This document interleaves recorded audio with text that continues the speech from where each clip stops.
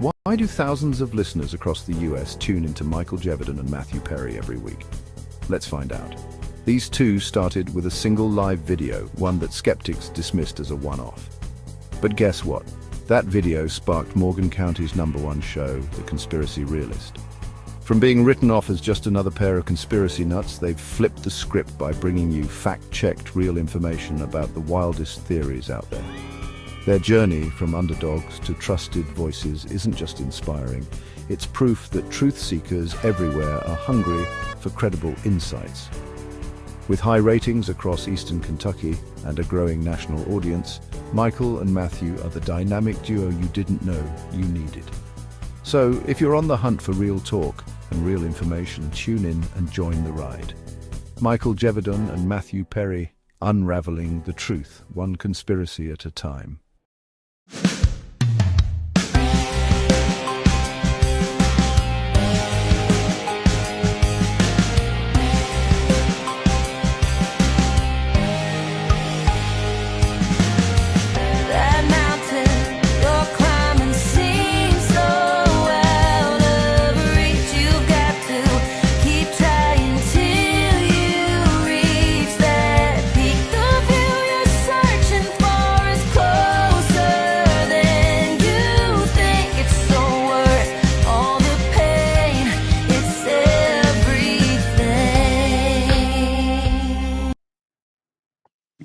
Hello, everybody, and welcome back. We are back here, and we are outside tonight.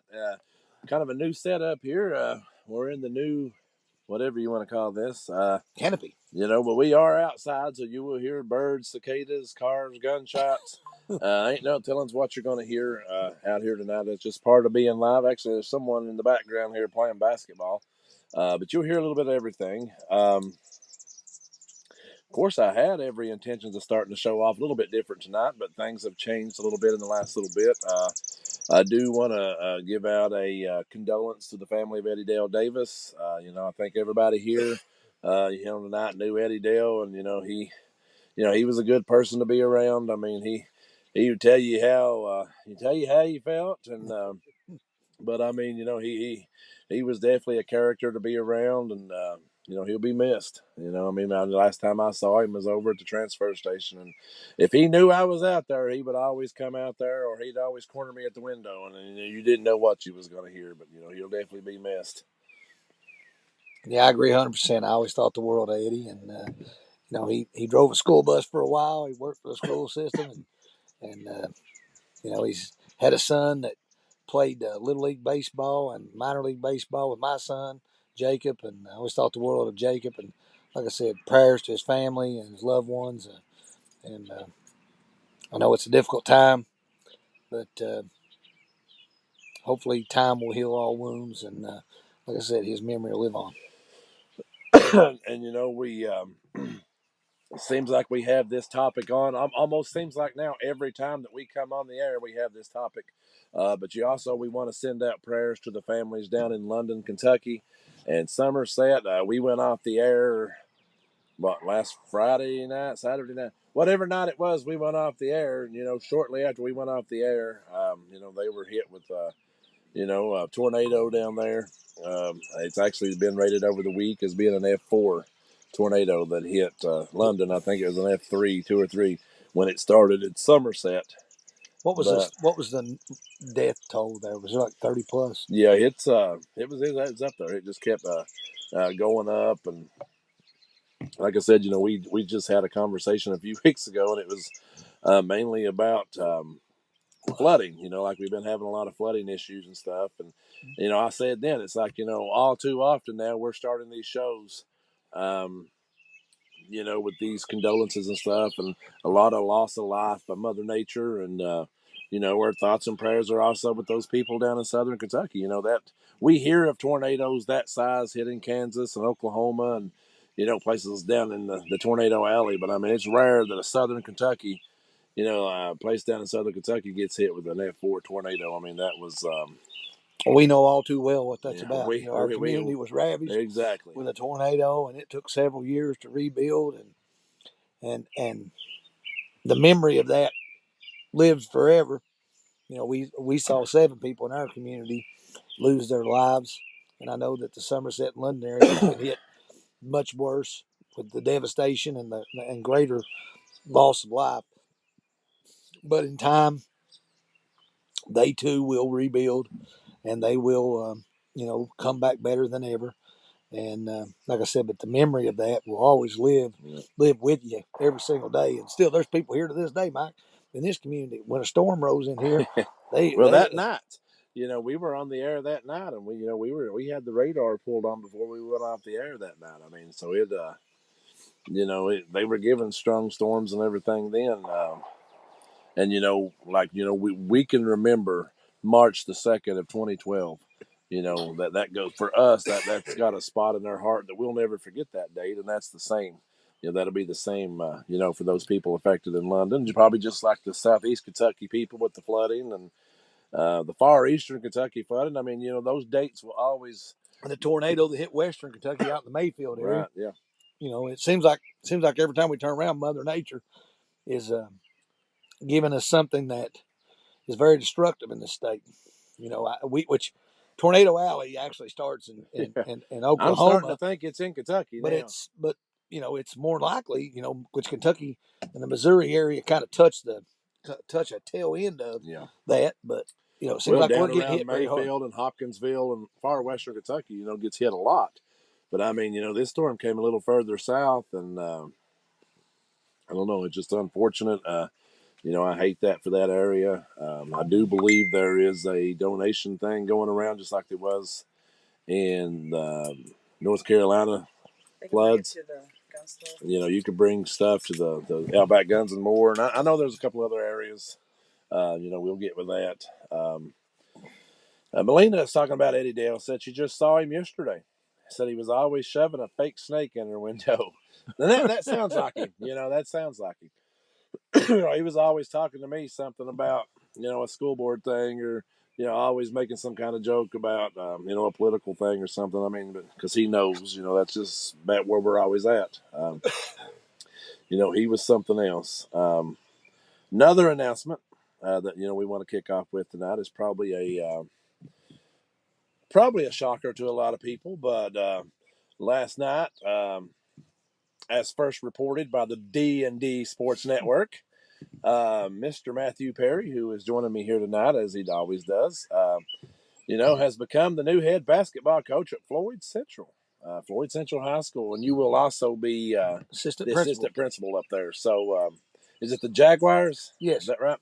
So, we do have a new coach. I was actually on the air last night doing a school board discussion last night when this popped up on my Facebook feed, and I stopped my school board thing to make this announcement. So congratulations, sir. I appreciate that. Congratulations. I wish you the best success, best of luck up there.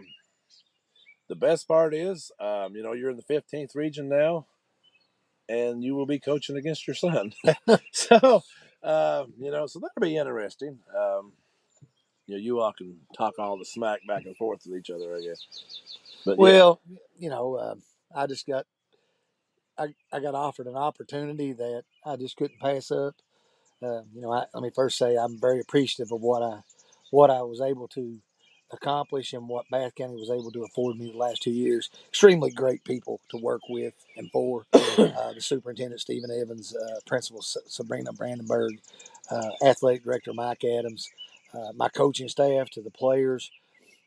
I had a very difficult decision to make, and like I said, they afforded me an opportunity to enhance my retirement for many years to come. Also, it allows me to get closer to my children. Right. Yeah. I lost my mom back in March. I lost my stepdad back in 2001. I don't have any brothers or sisters. So, I'm your brother now. Well, I understand. We are brothers. But brothers from another mother. That's right. But really, the only thing I have is my kids. Right. So it gives me an opportunity to get closer to them. And my son's getting ready to have he and his wife are getting ready to have a baby in September. So, it gets me closer to that, and I can be accessible if necessary and need be. Yeah. Yeah. I mean, like I talked with you the other night about it. I mean, you have to make the decision that's best for you. And it's nothing against Bath County. I mean, Bath County, was great to you. They were great to me. When me and Dad came over there that night, everybody was friendly, welcome. There was actually people that I didn't even know that knew who I was, in Bath County. So it's like, I got to meet some people over there and get to know some people. And, as you were mentioning, during the passing of your mother, the whole Bath County team, Yes. the whole team showed up. The coaching staff was there. The athletic director, I think there was was it volleyball, softball players, Yeah. some girls softball. So, a lot of, you were respected at Bath County just as you was here in Morgan County. And, Well, they, the one thing when you work in the public school system is you form strong relationships with people. And I taught the first year, and I had every freshman in the building, and I had good classes. I had kids that were very respectful, that were inquisitive about what we were going over each and every day. And they showed me great respect, which in turn allowed me to show them great respect. I didn't have a lot of problems. The staff there was tremendous. If you needed something, um, they were willing to sacrifice in order to make sure that it was accomplished. So I have nothing but great things to say about that school system. It's like I said, it was just an opportunity that I could not afford to pass up. And yesterday was a very, very difficult day because, like I said, I had to break it to the team.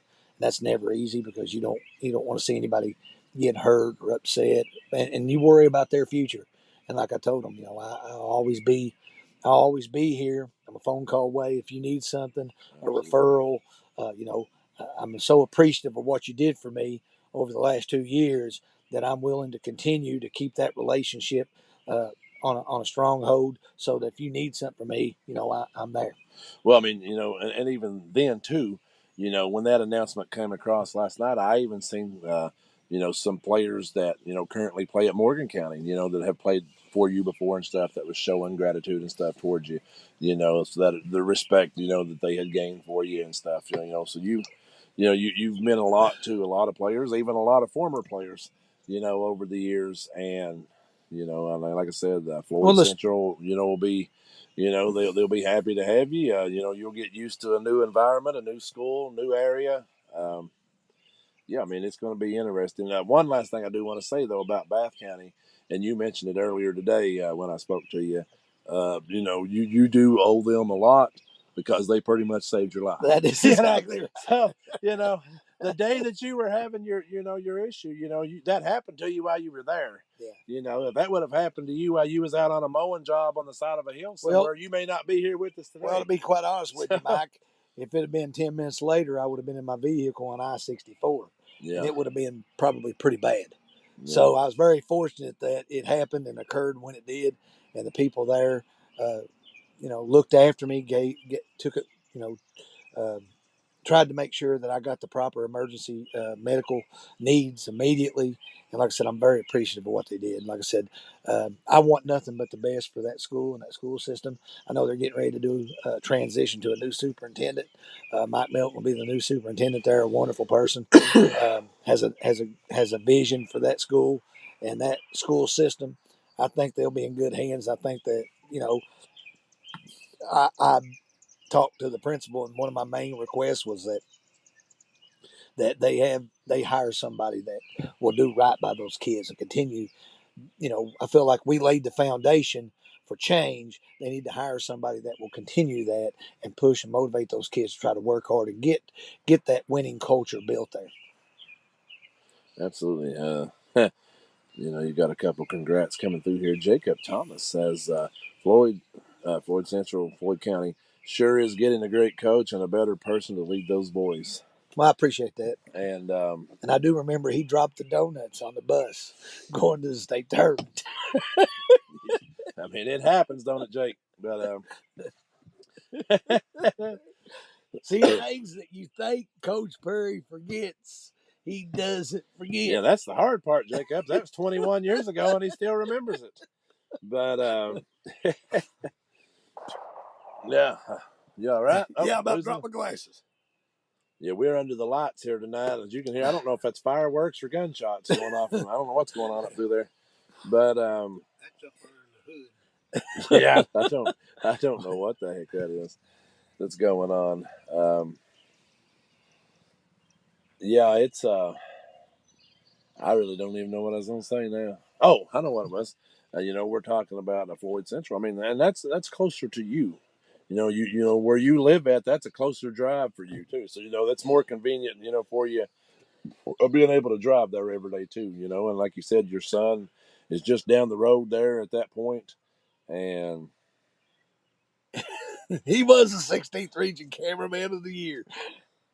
Jacob Thomas, 2004. Mark Carpenter says that you need to keep your name on the list for UK or U of L. Nah, that's a little bit over my head. I don't know. I hear they pay pretty good there too. So yeah, you may want to look into that in a few We years. need that NIL money to come to Floyd Central. Well, I don't know if it's at Floyd Central, but I'd say it ain't far from coming to the high school. It probably won't be long. It's everywhere else. I mean, I figure it will be. It may take a couple of years, but I figure there'll be kids that are extremely high level players that will get money for advertisements and commercials and things of that nature. So I mean that's something that could happen. Got your pictures that you sent me a minute ago that I need to add on here. I mean, it's definitely something that's going to come. Um, I mean, not a lot of people agree with it. I'm one of those people. I don't, I think it's kind of messed with college sports. I don't know what's going on behind us. If a kid comes out of school that has to be real good, they're not going to get a play much in college. Well, right now transfer portal is killing all that. Well, what's going to happen is you're going to see more kids go the junior college route, simply because junior college, Larry, has passed a rule that it doesn't count against your eligibility. So you can go there for 2 years and develop, and then move on to a 4-year institution and still have 4 years of eligibility. So it's basically what they've done with this NIL is they've created a farm system very similar to baseball, single A, double A, triple A, to the big leagues. Now you're going to have junior college, kind of will be the entry level for a lot of these high school kids because they are not physically nor probably skill wise ready to step in and make that type of contribution. Not saying all, but some, and you'll see a lot of them that will go that route because it doesn't count against their eligibility. I don't know what is going on behind us. Somebody's having some car issues. Normally we have the back open here. I don't know. I've got the back closed up here tonight. This is actually a new. Actually, there's actually a big door right here, but I've got it open tonight. And I've got the windows on the side, but I've got them closed because it feels like we're in like January out here. Got the wrong gear. But while we're on our prayer chain, here tonight, shortly after we went off the air last week, it was announced that former President Joe Biden was diagnosed with a what did they call it? It's prostate cancer, but aggressive. An aggressive form of prostate cancer. So we do want to send out prayers for Joe Biden, just like this slideshow here says. Politics aside, we wish him a speedy recovery and everything. Like we've said many of times on this program before. Um, we don't wish ill on no one. I mean, yeah, we've had some fun with Joe over the 4-year term that he had, and got some videos and stuff of him that we love to pull up from time to time. But I mean, we all of us here know someone who has passed away or is battling cancer, and we know that that's it's a really bad thing that continues to just ravage its way through everybody's lives, and we don't wish no harm on nobody, even Joe himself. Well, let me say this: they have basically conveyed, the media has, that Joe Biden has terminal state. He's in the terminal stage of his illness, which terminal typically means 6 months to a year left to live. I suspect that this announcement came because the treatment that Joe Biden is receiving for this prostate cancer is probably not responding anymore, which is why the family is now admitting that he is terminally ill, which is a travesty because, as you said, Mike, we don't wish will ill on any Oh, absolutely individual. not. I mean, And like I said, we've had our fair share of cut ups and laughs and things that yeah, we've but we seen don't over want the to see year, but we don't nobody want to go see through anybody go anything through like that. that. I mean, But we've known for a while that Joe Biden oh, has absolutely, been yeah. sick.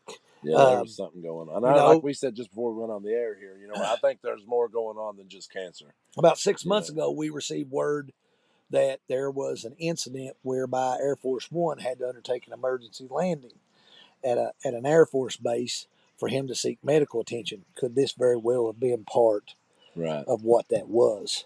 And the media kind of downplayed it, like that Joe Biden was cognitively and as far as health wise was capable of being the president of the United States.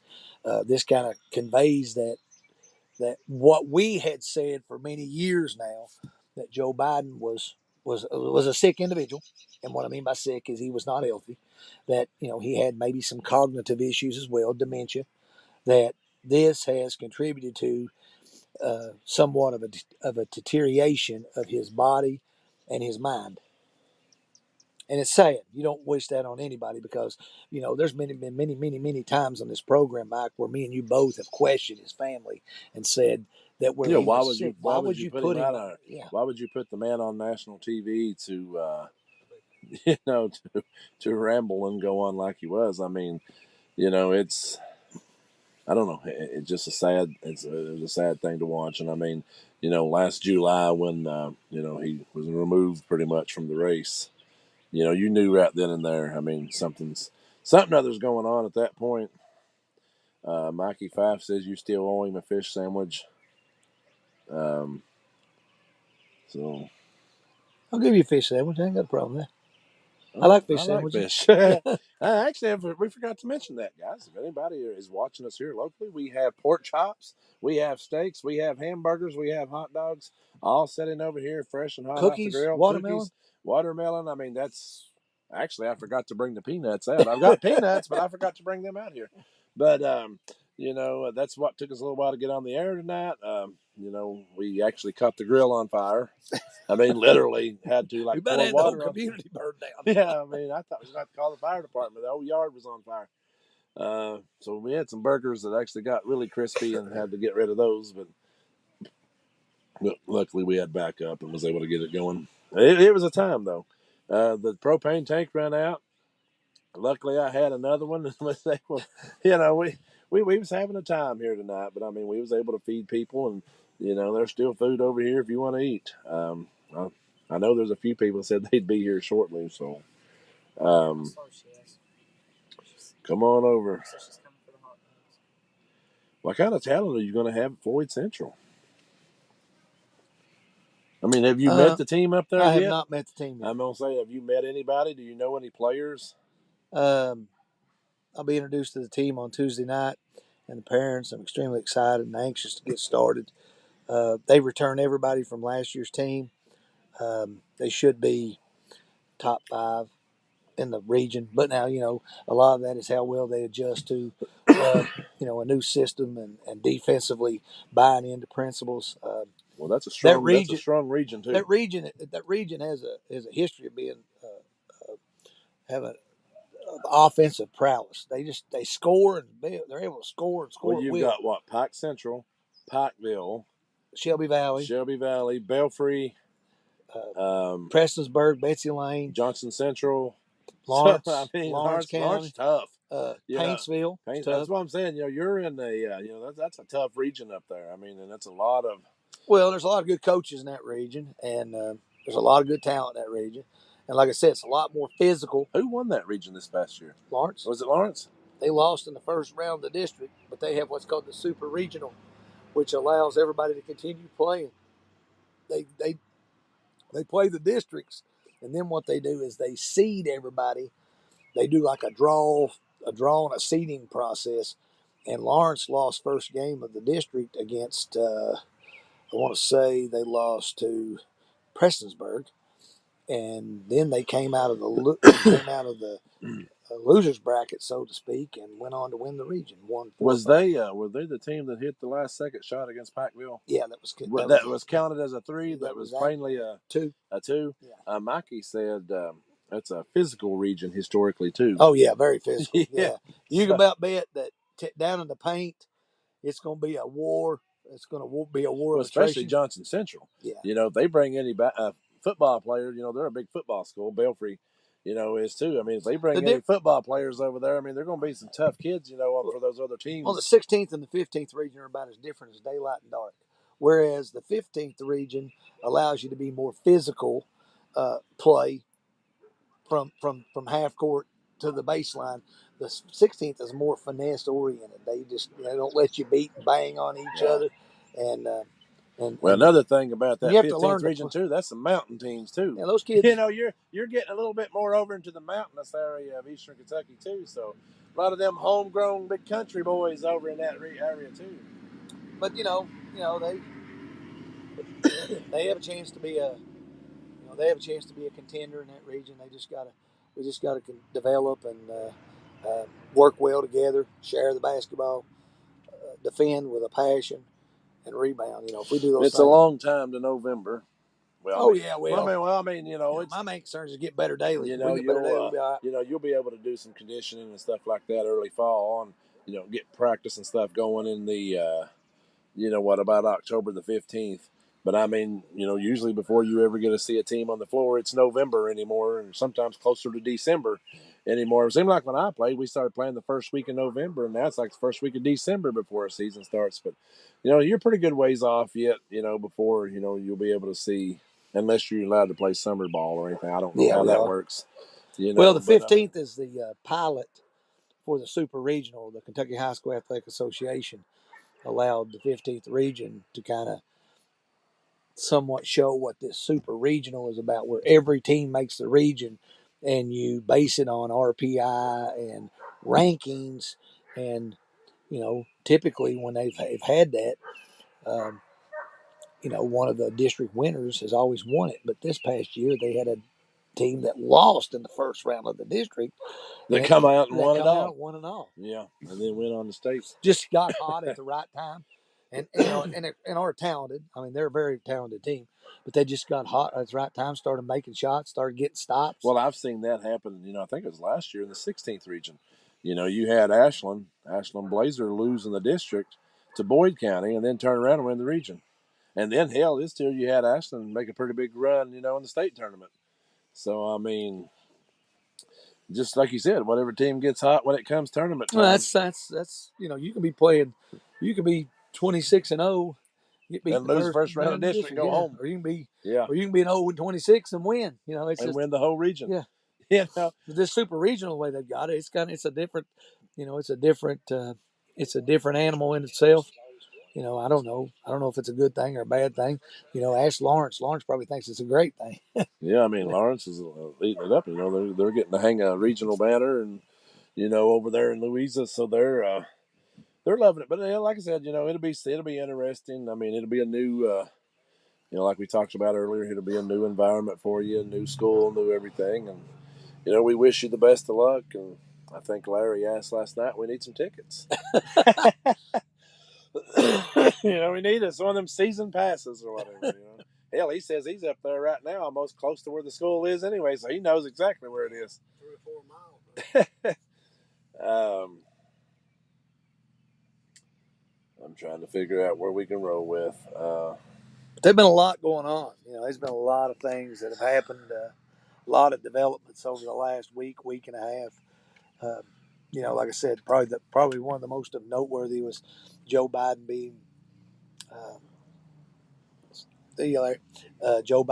diagnosed with terminal illness and prostate cancer. That's a big issue because when you talk about Joe, and like I said, I'm not talking negative about him, but over the 4 years that he was president, he was on vacation quite a bit. Yeah, and that led people to believe that a lot of his presidency was kind of being fulfilled by others, through an auto pen. That issue came up. Well, I want to think it came up here just recently where someone had said that, it was a former president, one that goes by the name of Barack, and maybe even a Hillary that actually was a lot to do with running that office. Over that 4-year term. Now, I mean, I'm not there. I wasn't there. I don't know that to be sure, but Well, Representative, I want to say his name, Representative Tim Burchett, confirmed this past week that a lot of people are under the belief that Joe Biden's son, Hunter Biden, uh, took the initiative to kind of make a lot of decisions in Joe's absence while Joe was sick, kind of here and there on vacation, that they used an auto pen to sign a lot of executive orders into effect. So, whether that be the 100% case or not, I'm not 100% sure. But that's what's been reported. So, yes, we are set up next to the interstate. You would think that a one-lane little dinky road that goes to nothing, that leads to a dead end a mile or so up would not have this much traffic, but it never stops. But it probably is not like this unless we're live. Every time we go I live. think they see the canopy out and it's like, oh, wait, let's go drive. Like but didn't you, blew their horn. we're not trying to be funny too much about it, but I mean, didn't you tell me that you maybe had a picture of the doctor? Mark asked, did Michelle Obama have prostate cancer? Michelle Obama? Yeah. Did she have prostate cancer? That's what Melina asked. Said Mark wanted. I don't know the answer to that. I don't know. I mean, there's a lot of conspiracy theories about Michelle Obama. A lot of people claim that Michelle Obama is actually a man. I'm not 100% sure if that's factual. I'm not going to drive to Martha's Vineyard to look. Yeah, I understand. So I mean, I don't want to know that bad. What is that right there with the Joe thing? That's a picture of the national popular vote. You Okay, look over the last. So okay. You look over the last several years. I just Barack Obama got 69 million.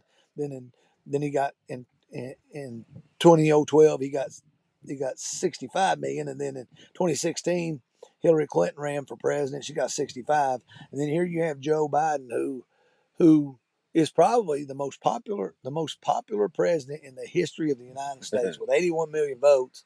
Who during his presidency was characterized by a lot of blunders and just and things. How you could go from 81 with that party to just 4 years later having a new candidate that only can push 68.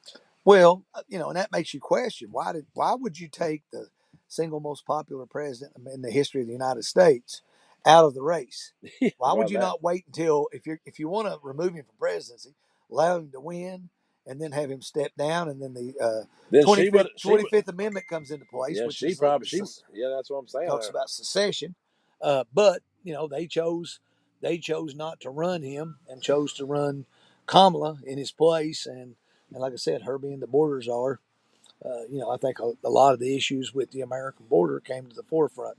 You're talking about millions and millions and millions of people coming across the border.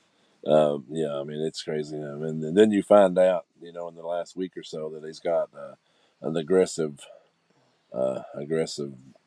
prostate cancer. Like I said, I don't wish that on nobody. But also earlier this week, his doctor, the doctor that will be overseeing Joe's prostate, was released, and we got the photo of that person right here. One of the most popular, actually one, I want to say female of the year, Dr. Rachel Levine, which was the Secretary of Human and Health Services. So, that's the one that he appointed to the health. Yeah. That's transgender, right? That's exactly right. You're right. You're correct. But as I said, I feel sorry for Joe Biden. I said that many, many, many, many times on this program, because I just hope and pray that if I get old enough, that if I am not mentally capable, that my family would not put me out there in front of oh man, that's awful. The millions of Americans, because like I said, it just because a lot of Americans use that as a tool to kind of sit back and poke fun at him. You know, we saw him fall how many times going up a stairwell to an airplane? How many times did we hear Joe stumble over words, say things that had to be muted, and it just. I mean, I think probably one of the more famous ones is when he called the Pope.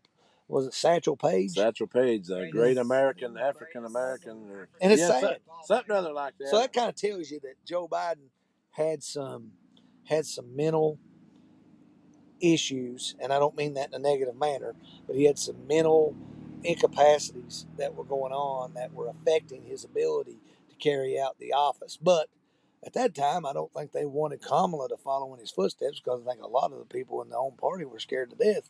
And then they nominated I think he her. would have done better in the race myself. They'd have just left him in there. I mean, I'm not saying that he could have won or would have, won re-election, but I mean, I still think he would have did better than her. And I mean, she did better than I thought she would. Honestly, I didn't think she would even come. You're saying that you hope that your family would not put you in that position, but for the most part, there are laws that protect adults from being exploited like that. For some reason, it didn't apply to the Bidens, but none of us could do that, or someone couldn't do that to us without having investigations into. I agree with that. You can't. Well, one of the major reasons they were able to get away with that is he never ever in his 4 years took a cognitive analysis. So it appears if you don't take a cognitive analysis that you are rationally able to carry out that position. So there's a lot of question marks that surround it. Yeah. But who am I to say that he was or he wasn't? I just know that during the last 4 years there were a lot of executive orders and decisions that were made that impacted Americans negatively. We saw soaring inflation. We saw issues with the border. You can go on and on and on with what we were exposed to: accelerating prices of groceries, accelerating prices of gas. You talk about Trump. What has Trump done? When I look at Donald Trump, one of the first things I see is what type of impact is he having on the American economy. And the American economy right now is starting to thrive.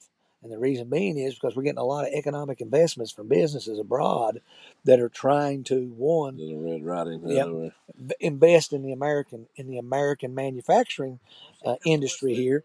And what's happening is you're going to get good paying jobs. Right. You're going to get and see job creations of good paying jobs over the next 3.5 years as president. Give an example. Trump is everywhere. And the impact that Trump is having on America is very visible and very clear.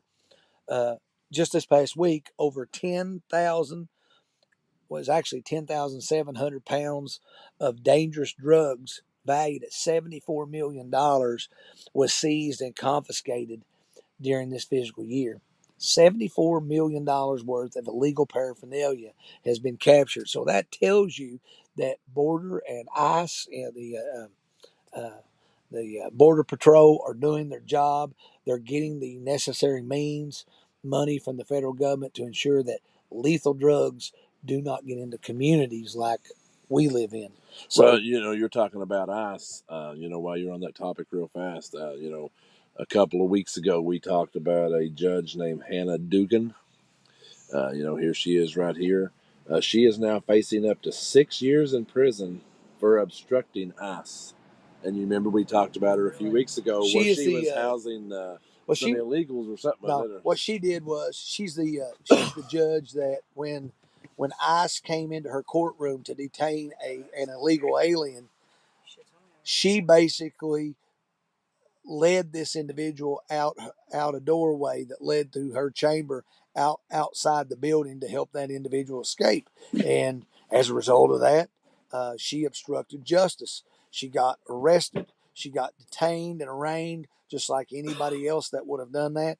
And now she is looking at possibly serving many, many years in prison for her actions. What I'm going to tell you, Mike, is this. Well, I mean, you shouldn't be doing it. I mean, it's common sense. I mean, if you've got a president or a FBI, anybody saying, don't do this, and you do it, it don't matter if you're a federal judge or not. Now maybe in the previous 4 years she could have got away with it, but now there's a new sheriff in town, I guess you can say. Well, And what we're seeing is we're seeing several incidents of where federal judges have superseded their powers. They've implemented injunctions to stop some of these Trump initiatives. Trump's had to take it to the Supreme Court. Sometimes the Supreme Court's ruled in favor of Trump. Sometimes they have not. But you cannot obstruct justice. Tom Homan was appointed the director or secretary of he's with the Department of Homeland Security. He's one that's responsible for vetting and checking all people that come across the border. And in this country right now, Mike, what we've seen our numbers go down of people that are crossing the border illegally. And as a result of that, we're seeing crime rates do what? what's wrong? What? What? Just talking about the traffic. Oh, I thought she was laughing at us. I did. Me and you over here sitting and coughing and hacking. It's like, yeah. But the border became a very heated issue during the presidential race, because I think people saw that people were coming over here unvetted, unchecked, unregulated, so to speak, and many incidents of individual harm to Americans. And we've got MS-13 gang members right now. We got some right here in the state of Kentucky. We had representatives and a contingency of U.S. lawmakers that went to Venezuela to provide support for an MS-13 gang member. And they, I don't think what is it, Lamar Kendrick's song, "You're Not Like Us"? They're not all like us, because we want the law of this country to be preserved. And the law says that there are certain rules and regulations that you have to follow to get in admission in the United States. If everybody prior to them has had to do that, then everybody after them should have to do that. And people are complaining that they didn't get they weren't forced to undertake a due process when they came in, and now that they're leaving, they should get due process. No, it's not that easy. It shouldn't be that way. Melina said the reason we're coughing is the smoke inhalation from the grill. Probably is, because Matthew ran behind it one time and it was covered. It got him good. Probably we literally had to pour water on it to get it out. It wouldn't stop. It just kept getting worse. But she did bring up something here too, and it'll lead me. It'll lead me into another topic that it's actually a two-parter here. First we'll answer this question here, and then it'll lead into my part. But she's talking about everyone complaining about tariffs. Could you explain how tariffs works? It kills me hearing about people, and they listening to the mainstream media. So like explaining about how tariffs work. But second part of it is, of course, anybody watched me last night talking about the school board in the middle school. I have started to see people on Facebook starting to say that the reason that the Morgan County school system is shutting down the middle school is because of federal funding coming from like the federal level, where a lot of things are happening. And it's like, that's not true. But I mean, we'll get into the middle school thing here in just a second. Right now, she wanted to talk about, how tariffs. Basically, what happens is every country in the world has the ability to import and export what we would call goods. So what happens is, if something is made here in the United States and we export that to, let's say, China, we have to pay it. They're bringing it in. So we pay what we would call an import tax, which is an excise tax on that good, which is a tariff on that. Well, typically those tariffs are set at, and Trump wanted to do this. We had companies over the last couple of years.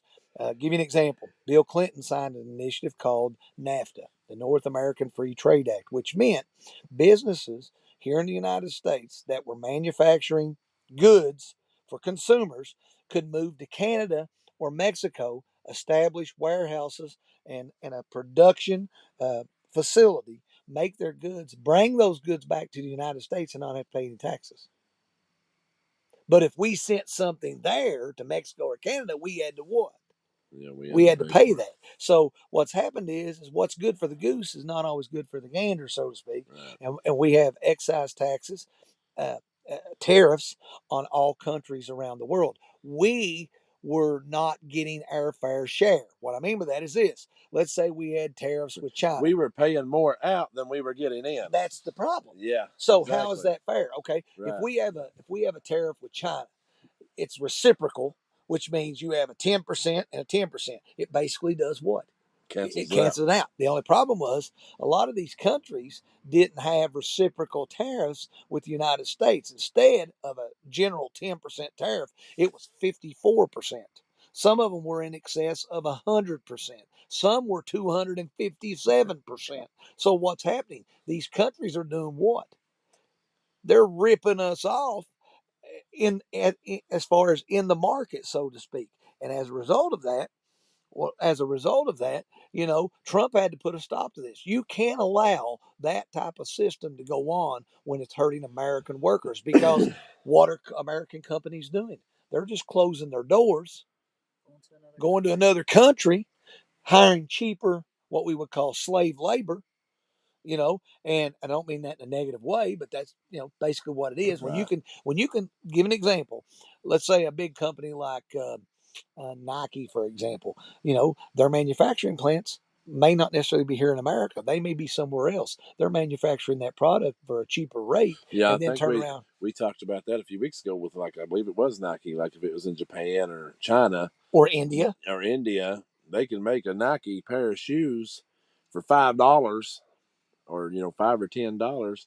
They send it over here and we're having to sell it for $200. So I mean, just to probably break even. Yeah. So I mean, they're making the shoe there for nothing. So it's not costing them, but what it's costing someone over here to get that product. The consumer's the one that's getting hit hard, Mike. Yeah. The consumer. So what Donald Trump has done is taken the initiative that, okay, we're going to have fair play and fair business practices as far as economic relations with countries. If we have a 10%, if we've got a 10% tariff on China, then we would hope that China would have a reciprocal 10% tariff on us. The problem is they're not doing that. So Donald Trump basically just said, okay, we'll play hardball. You've got a 54 or 57% tariff on us. We're going to raise ours to 60. And what they do, they raise theirs. Yeah, and then it just continued going back and forth and back and forth. But he never gave in. And you're right. And eventually China caved, as well as Canada caved, Mexico caved, various other countries around the world have caved. And I'm going to tell you why they've caved. Because they need us worse than we need them. Can we be self-sufficient and make everything we need right here in the United States? Absolutely. Everything should be built right here. So yeah, you might have to spend an extra dollar or two for something that, like we've got Temu, or what's that other one called? Shein. You got these little old bitty Chinese made like little apps you can go to and buy like little things for $2 and $3. I mean, you might get something though, and it's only this big, when you get it or whatever. But I mean, why would you not have like an Amazon or like something that's more American made? I mean, I'm not saying that Amazon's even American anymore, but it started in America. But I mean, it probably overseas by now too itself. So what do you think? What do you think these tariffs are doing for us economically? They have created a flow of revenue that we have never seen before. What Trump is trying to do by generating more money through the tariffs is eventually eliminate what? Taxes, I hope. Taxes altogether. That's the whole gist of this, to get rid of taxation. Something you don't see every day. There's a vehicle going backwards down the road. So it's just keep on coming, baby. But you look at holiday weekend. You look at what Trump has done, and within his first 100 days, it's amazing, and it's kind of laid the foundation for economic prosperity. Will we be energy independent in the next 4 years? Yes. Will we have thriving manufacturing economy in this country? Yes. Will you see job increases? Yes. Will you see wages go up for workers? Yes. You're going to see people that are out of work have opportunities to go back to work with good paying jobs simply because of the tariff process. My question is, why have we not been doing this tariffs related issue for why is he the first to do it? Or why is he the first to rekindle it? It was done, I'm going to be honest with you, back in the early years of this country. We used tariffs to eliminate debt. Okay, and then all of a sudden we stop doing that, and we start getting hit hard in the economic markets because these countries are taking advantage of us. Basically, what Trump is saying is, uh, there's no more. There's no. We're going to make it fair, and if you're not going to play fair, then we're going to make it tough on you. Wanda, I'll tell you a funny story there. Um, she said an Amazon hub coming close to you. We've been working with an Amazon sales rep since January for an Amazon thing here in West Liberty, and it's they're not very gun friendly. For one, they come in and they talk to us at the store about taking guns out of the name. You can't do this or that. They was wanting to bring it in. So we did everything. If you go by the store, you see that they asked us to paint over the gun stuff on the sign, change name. She actually applied to change name. All this other stuff. And then they still turned around and said they couldn't do it until things changed. So it's like, they're not very pro-Constitution. Yeah. You think she's cold or anything over there? She is cold. But, if you're back here, the lights. Yeah, kind of keep us warm. Keep you warm a little bit. And you and Matthew are close to each other, so. Well, we are pretty close. So you're trying to say we're hot? Is that what you're trying to say? Yeah, see us put our hoods up here in a minute. We were talking about the schools here, and Wanda said Letcher County closed one of their elementary schools, Arley Boggs. Is that how you say it? Arley Boggs Elementary. And she said there's one coming to 205. I wonder if that's in the same vicinity, and then they'll get the prep store going. So, Matthew, my thing is that if we keep the economy in bad shape and people have to take out loans and use credit cards to survive, then that increases wealth for the people who are already wealthy, because the people who are running the Federal Reserve are who's going to get bukus of money, correct? Mm-hmm. I agree with that. So the only true way for us to escape the current economic situation that we're in is to see a complete collapse of the dollar and create an economic system that is backed by something of economic value, whether it be gold, silver, platinum, guns, land, things that have value will be economically sought after by consumers. So, the purchasing power of a dollar, you take 1913, $100 was worth $100. Today, the purchasing power of $100 is about $3 because of inflation. Right. And what's happened is it's because we keep printing all this money to try to eliminate certain things, but what it's done is it's generated an enormous debt. We have a $36 trillion debt. But what I'm going to tell you is through tariffs, we're generating enough money coming in that we will have a balanced budget this year, probably one for the first time in many, many moons. So that in itself means that we're not spending more than, or our spending is equal to what we're generating. We're not spending more than we have. So that very well could be a positive, and the tariff programs is only going to generate more and more businesses here. And you're seeing, like I said last week, he went to Saudi Arabia, he went to Qatar, he went to United Arab Emirates, and he came back with what?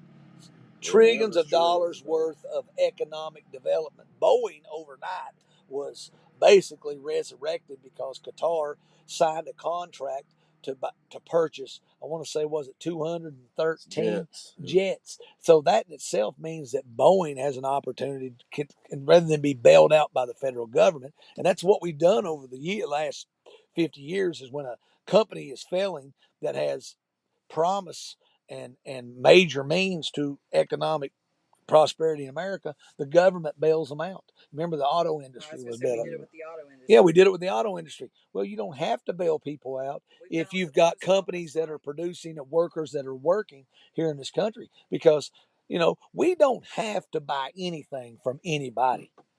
That's right. We could create everything here. We can be self-sufficient. So what we found out through Donald Trump's initiative of tariffs is that we're more important in the world than people are giving us credit for, but yet we were being taken advantage of and taken behind the woodshed, and that stops. Yeah, I saw a thing the other night where Walmart, I guess it was the CEO of Walmart, come out and said that everything in Walmart will now increase because of tariffs. Everything in the Walmart store will have to increase their prices. But I think Walmart last year made what, $800 billion or something other.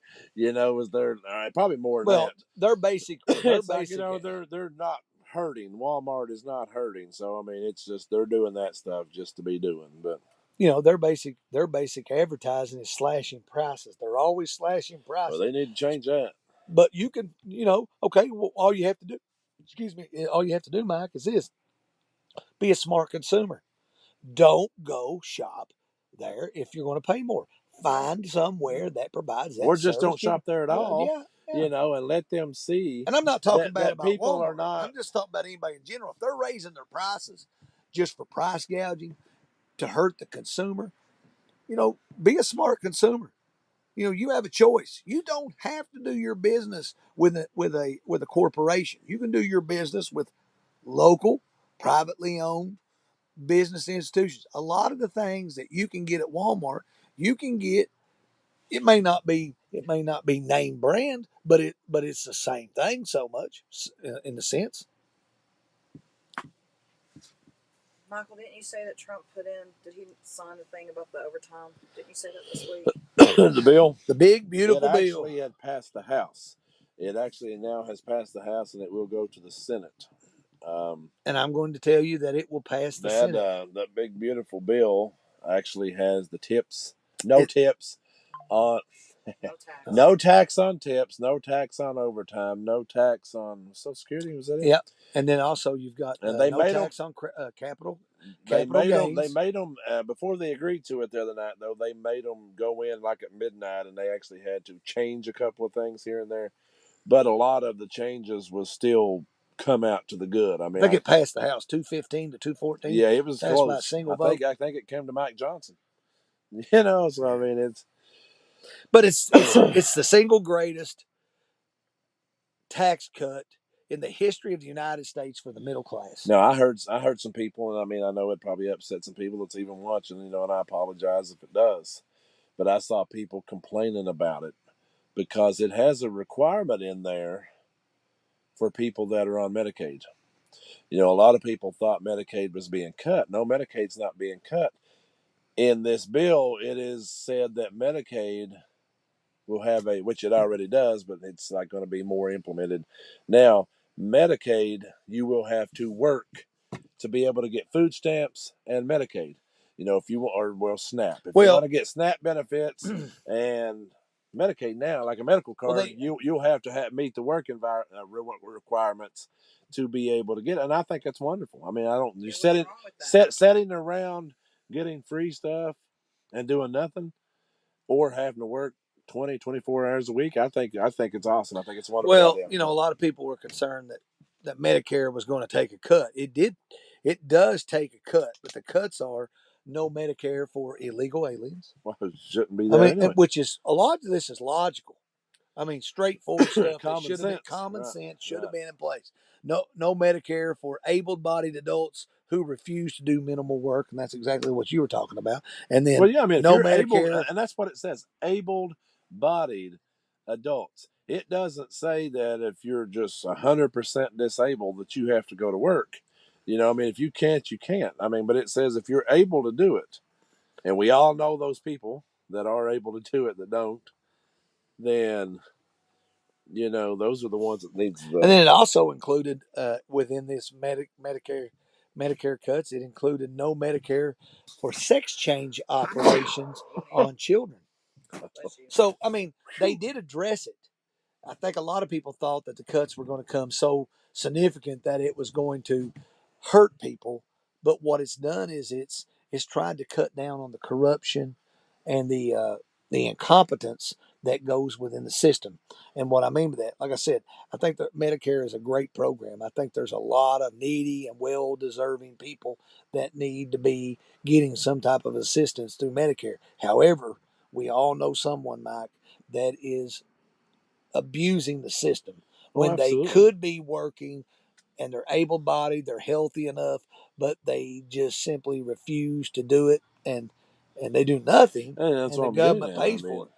you know, And and if we and if cut and, out that, and if those people have to meet a requirement and they have to go to work and they lose those free benefits, so be it. Get you a job because everybody else has to do it.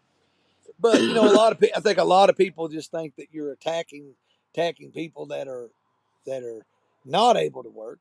If you're not able to work, you're just, you know, and you're physically can't do it, Then you're not going to be required to do it. I you're mean, not going to be yeah, required. that's But what. they're But they don't look okay, into it that much. They don't look at it in that perspective. They don't look at it enough to say, "Hey, this is the type of requirement that it really is." They yeah. don't. They just think, "Hey, they say that um, you're not supposed to do this," or you know, they're taking it away from you. They're not taking nothing away from you. You may have to work 20 hours a week to get it. Well, there's always been this necessity, Mike, over the last 50 years, and this is during my lifetime, and it probably dates even further than that, that we have people that take advantage of the system. Okay? Let's say, for example, Mike, I lose my job and I'm drawing unemployment. All right. I'm unemployed. I have by law am required to go actively seek and look for employment. That's right. That I am actually supposed to write this down of the businesses that I have Oh yeah, the contacted. unemployment. Yeah, So the many unemployment. to That's right. show that That's you are right. trying. However, we all probably know somebody that's been on unemployment that has worked for straight cash and And got made away the with that money and made money and put that they were and put that they were actively right. trying to seek work. Exactly. You know, that's corruption, Mike. That is why this country is in the shape that it's in, because there is no accountability. That's the word I'm looking for. You have to be accountable, and you have to do a better job monitoring these programs, because if you That's right. don't monitor these programs, people just take advantage of it. And like I said, I'm not calling anybody out, and I'm not saying those people are bad people. Um, they're enhancing their income if they're out here working for cash, but they're breaking the law, because if they get found to be getting an income and not reporting it, then that's basically evading taxes for money that you're generating. So you can go to jail for these things. But our government has allowed this to go on. And when you allow stuff to go on for so long, it becomes a sense of normalcy. And people depending on them. you're right. And people think they can just get away with it. And what it does is it puts a bad name on all people that draw these programs. Not all people are bad. Some do exactly what the expectations of the program require. Others, like I said, are corrupt and they abuse the system, and they will continue to abuse the system until there is some type of accountability in place to prevent this from happening. Yeah, I've been looking here to see if I can find some more things that is in the big beautiful bill I've got them. You want me to that talk we about them? haven't. It extends 2017 tax cuts. Got 100% bonus on de- depreciation till 2030. Massive tax cuts. No interest on automobile loans. You go buy a car, you don't have to pay any interest on it. Strong border measures. We're talking about immigration and enforcement agencies that are getting the necessary funds needed to enforce the border, make the border more safe, cut down on the number of fentanyl drugs coming into this country. And like I said, uh, fiscal year to date, $74 million worth of illegal drugs have been confiscated by ICE enforcement agencies. And let me tell you something. I applaud the efforts that they're doing. You want to know why? I voted for that, Mike. Absolutely. I voted to try to reduce the drug problem in this country. It is an epidemic, and you can't tell me that the cartels do not have a powerful impact on this country, because how do you get all that drug paraphernalia across the border?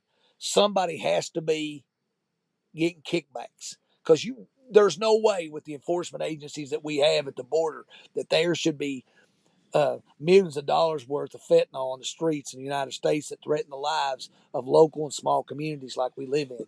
Oh yeah, I mean you can go to just some of like Moorhead, Mount Sterling, Winchester. down the interstate or something, they probably even down the parkway, you'll be able to, there's gang members, MS-13, or some of your more dangerous gangs in these small towns, running around and things. And it's like,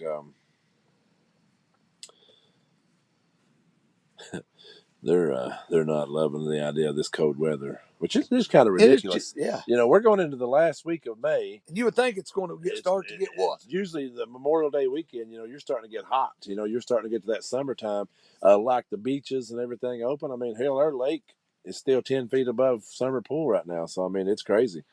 Funny thing is though, Wanda, she was talking about it being cold. I went in the house a minute ago to get my hoodie, and the damn air was running.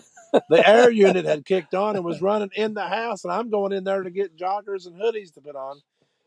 I started to come over here in a pair of shorts and a simple T-shirt, but before I left the house, I thought, man, it's a little chilly out. If I would have known it was going to be this cold, because the way it showed on the thing, it wasn't going to be this cold at this time. I probably would have set this up in the house. I would have set this up in the house, and we would have ate dinner or whatever outside. Then them are good, by the way.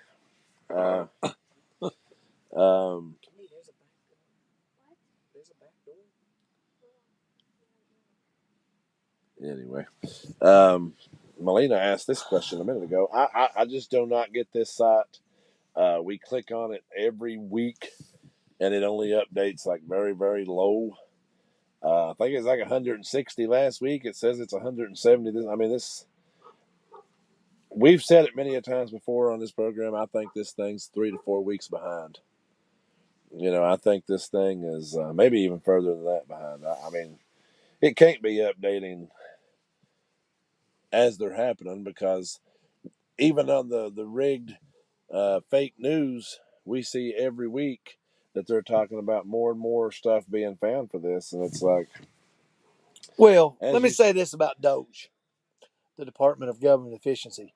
Their job is to look into these programs. You have a large contingency of people in America right now that are mad at the people that are reporting this stuff, but yet they're not mad at all the corruption and the misuse of government taxpayer funds. Yeah, I don't understand that. I mean, they're pissed at Elon because Elon and Doge and some of the other people are finding all this corruption and stuff that's going on, but they're not mad, like you're saying, at the corruption. They're not mad that we've got 360-year-olds still getting Social Security. Well, that's like Social Doge Security. this week. I mean, that's crazy. Doge drops the facts, and RFK Jr. confirms it. 8 million people were found this week to be drawing Medicare who shouldn't be. 8 million Americans. Imagine the amount of money that's being spent and wasted if 8 million Americans are drawing Medicare and they shouldn't be. We as taxpayers pay taxes. We assume the government will do what is best with our best interest with that money. But if they're giving it out to people that, and I mean this, if they're giving it out to people that they shouldn't, including illegals, right, it's not right. That is unfair to the American taxpayer.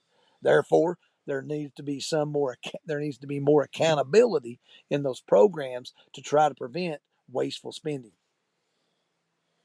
Yeah, and like I said, I think this Doge checker's. I think what you'll find is this: when it's all said and done, and all the corruption is eliminated within the government, as far as federal spending is concerned, every American will get a check that will be very, very substantial, and it will make their lives very comfortable. And I think they will be very satisfied with what the efforts of Doge has done. However, let me say this. If you're out here complaining about Doge, when those checks are handed out, what should you do, Mike? Should you take it? No, you shouldn't. But you watch and see what will happen. Those very people that are complaining about Doge and the efforts of Elon Musk to reveal corruption will openly take that money, spend it, and not have a problem, and be somewhat two-faced about it. You can't do that. Either you're for or you're against it. And it's like we talked about with the COVID checks. We all got a COVID stimulus. everybody looked at us and said, well, you're not going to have to pay that back. What did we face over 4 years? That inflation. That got it. Inflation is a hidden tax that you don't see, but you pay for it at the grocery store. You pay for it at the pumps. You pay for it when you On buy anything you buy, yeah. So we got well But hit. people didn't believe that. People didn't think that it. People didn't believe it. They're like, "Oh, we don't have to pay this back. This is free." And I remember, Well, there's nothing free in this I world. remember even then. We talked about it then. That was in the beginning of our shows and our programs and doing them together. And we said that. You will be surprised when things start to change. Well, I mean, at that time, you could buy a couple pound of hamburger probably pretty cheap. Yeah. You can't now. Even though you go buy steak. Okay, steaks and like stuff. I stopped in there. I stopped in an IGA, and not talking bad about IGA because their prices are very comparable to about everybody. Right. And Actually, when it comes three to meat, ribeyes, pretty good size ribeyes, $28. Yeah, I mean, that tells you that things have gotten well out of control over the last 4 years. Trump's got a responsibility to bring that back to a sense of normalcy, and slowly but surely, that's happening, and it will return to normal. You just got to give the guy a chance. I think people were upset because they thought that egg prices and gas prices would go down. Well, immediately, overnight, what's happened is it's taken a little while, and within the first 100 days of his administration, gas prices across the country are about $3.13 per gallon. That is down from what we were well used to. Egg prices are down. Why? Because and I had people, like I said last week, I had people arguing with me that I was down crazy, there, so that I was crazy to say that egg prices were down because they were $8.99 at IGA just a few months ago, and they're like $2.99 or something other now.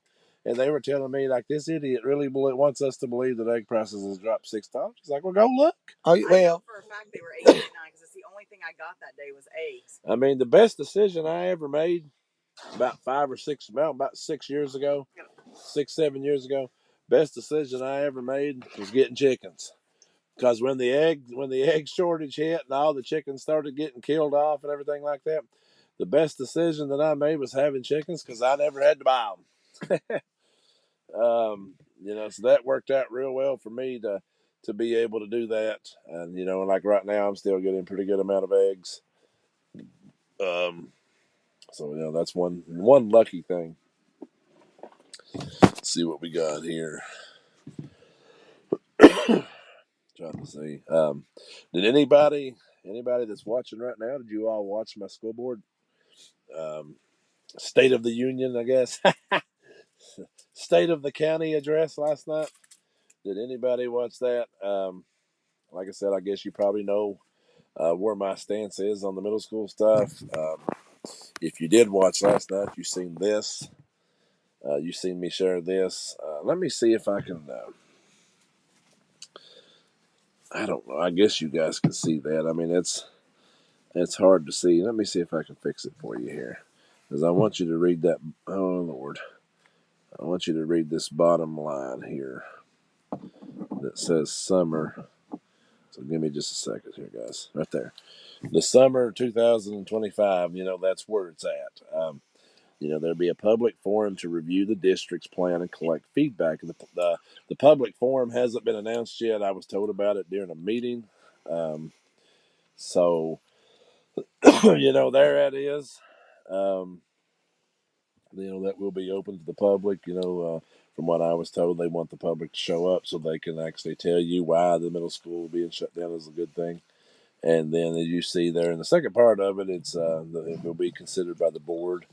Which myself, I've already said, it's a hard no for me, or depending on how it's labeled, I guess. If it says, "Do you want the middle school shut down?" It's a no. If it says, "Do you want to keep the middle school?" Yes. But one way or the other, I'm in favor of the middle school staying open. So when they put this up, let me ask this They question. put this up about an hour before I went on the air yesterday. Okay. Which is kind of interesting because they knew I was going to go live. Let me ask this question: Were you able to voice any? Did they have the responses to this where you could reply to this, or was the comments are taken off? Yeah, I don't think Yeah. comment can Why? Yeah, when this Yeah, was why when didn't they this hear was what posted people on the had Morgan to say? County School Facebook page, the comments were turned off. Like you cannot now. If you go on there and look, you can go on there right now and look at all the angry faces and the sad faces and the laughing faces and the people like distraught that are like on there talking about how they can't believe that they're doing it stuff. Uh, you should be able to see, Comments are, but the comments are turned off. Yes. let's see, it's on Morgan County.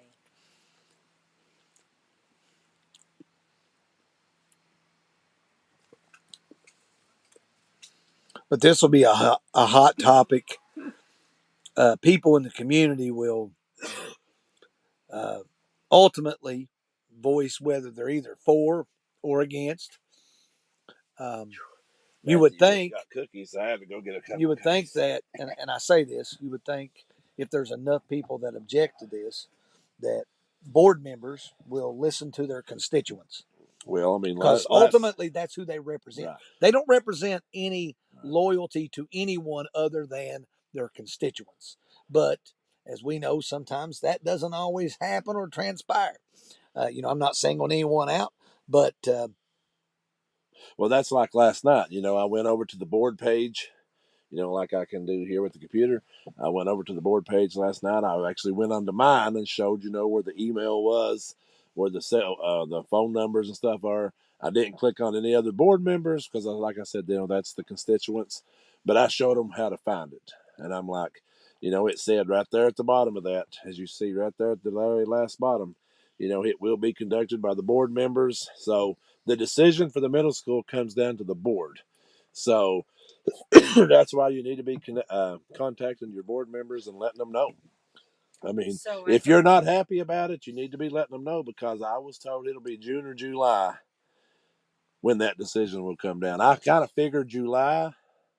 I figured the public forum will probably maybe be in June, and then that meeting will happen in July. Now I could be wrong. The forum could be week after next after graduation. I don't know. You asked about comments. It says Morgan County Schools limited who can comment on this post. I don't think nobody There's can. no comments. I don't think nobody can. I mean, And why do you do that? I don't have a dog in the fight. Why would you do that to But that? my question is, as a taxpayer, you throw this out there 1 hour before you go online. My question is, if you're going to throw it out there, then you should be willing to listen to the comments of people within the community that are going to be ultimately affected by it. I would want to. I don't have a kid in the middle comments school. I on. don't have a kid in high school. Don't matter to me. But, I realize that there's an You're age. get some ridiculous comments, but for me as a board member, or even as a person You're not a who's board thrown member. this around, I'm saying if I was a board member or if I was an administrator, like if I was the superintendent or You I would was want to on know this, how people feel. or even on this planning committee, I would want to know what everyone's saying about it. So why would you Big not boy turn it meal. on? You know what I'm saying? I don't understand why these people don't want to hear their people out. Why don't you want to hear what people have to say? Doesn't mean you have to agree with them, but I would at least want to hear what their side was. Well, sounds like I said, I'm just looking at it from a outside perspective. It sounds like if they don't want to hear any response to it, then they've already formulated their opinion as to what they're going to do. Well, And they're going to that do. is the next thing. That is the thing. The elementary schools are already prepping for the sixth graders. It's already being discussed. It's already been sent to KDE, the Kentucky Department of Education, in Frankfort for the proposal that it's. This is already happening. I mean, this is before a public forum. This is before the board even votes on it. It's already being set up like it's going to happen, and Why it's is like, Michael the only board member that wants to hear what his voters have to say? yeah, that's what I told my board, what I told my constituents last night. And I'm like, hell, I mean, where I stand, but if you want to call me or you want to text me, feel free to do it. We'll have a conversation. We'll talk about it all night. I don't care, but you know where I stay or say whatever I'm trying to say. I'll get it right in a minute. Where I stand. This guy sitting right here, his dad's a member of the Board of Education in Rowan County. I'm sure he probably his dad probably by now could tell you how many phone calls and texts he gets on a daily basis, especially with Rowan County right now, having a situation going on. I mean, it's a nonstop thing. My Why are phone you? blows up every day. I mean, but that's Why is like you said a minute ago. administration? You voted for that, so when people elected me, that's what I told them. You know, that's what I wanted to be. I want to be that person that you can listen, that'll listen to you and stand up for you and stuff. So absolutely, keep calling. So, Michael, school makes money based on how many kids are attend school daily, You right? have to be in the school. You have to Okay. be present at school. So, Yes. the school gets their money based on kids who attend school. They've had a high increase in homeschooling and people dropping out or moving their kids to other schools. Yet, why is administration not interested in asking what's going on? Why are you guys pulling kids from our school? Why do you find that homeschool suits your needs better? Why are we not asking these people? The only thing I've ever heard said is that people who homeschool do not care about their kids' education. Well, that is what is happening is the complete opposite of that. You may have people who pull it to dodge out truancy and all this other stuff, but a lot of people that I know that homeschool are doing it because they care about their kids' education and they feel like they're not being heard out. Well, we've got one on here right now, Emily. That's I actually seen where she did comment and say that her kids would be homeschooled if this happened. She did, but she did. it says if they cared about how the public feels or what we have to say, then they sure wouldn't have took the measures to prevent them from happening.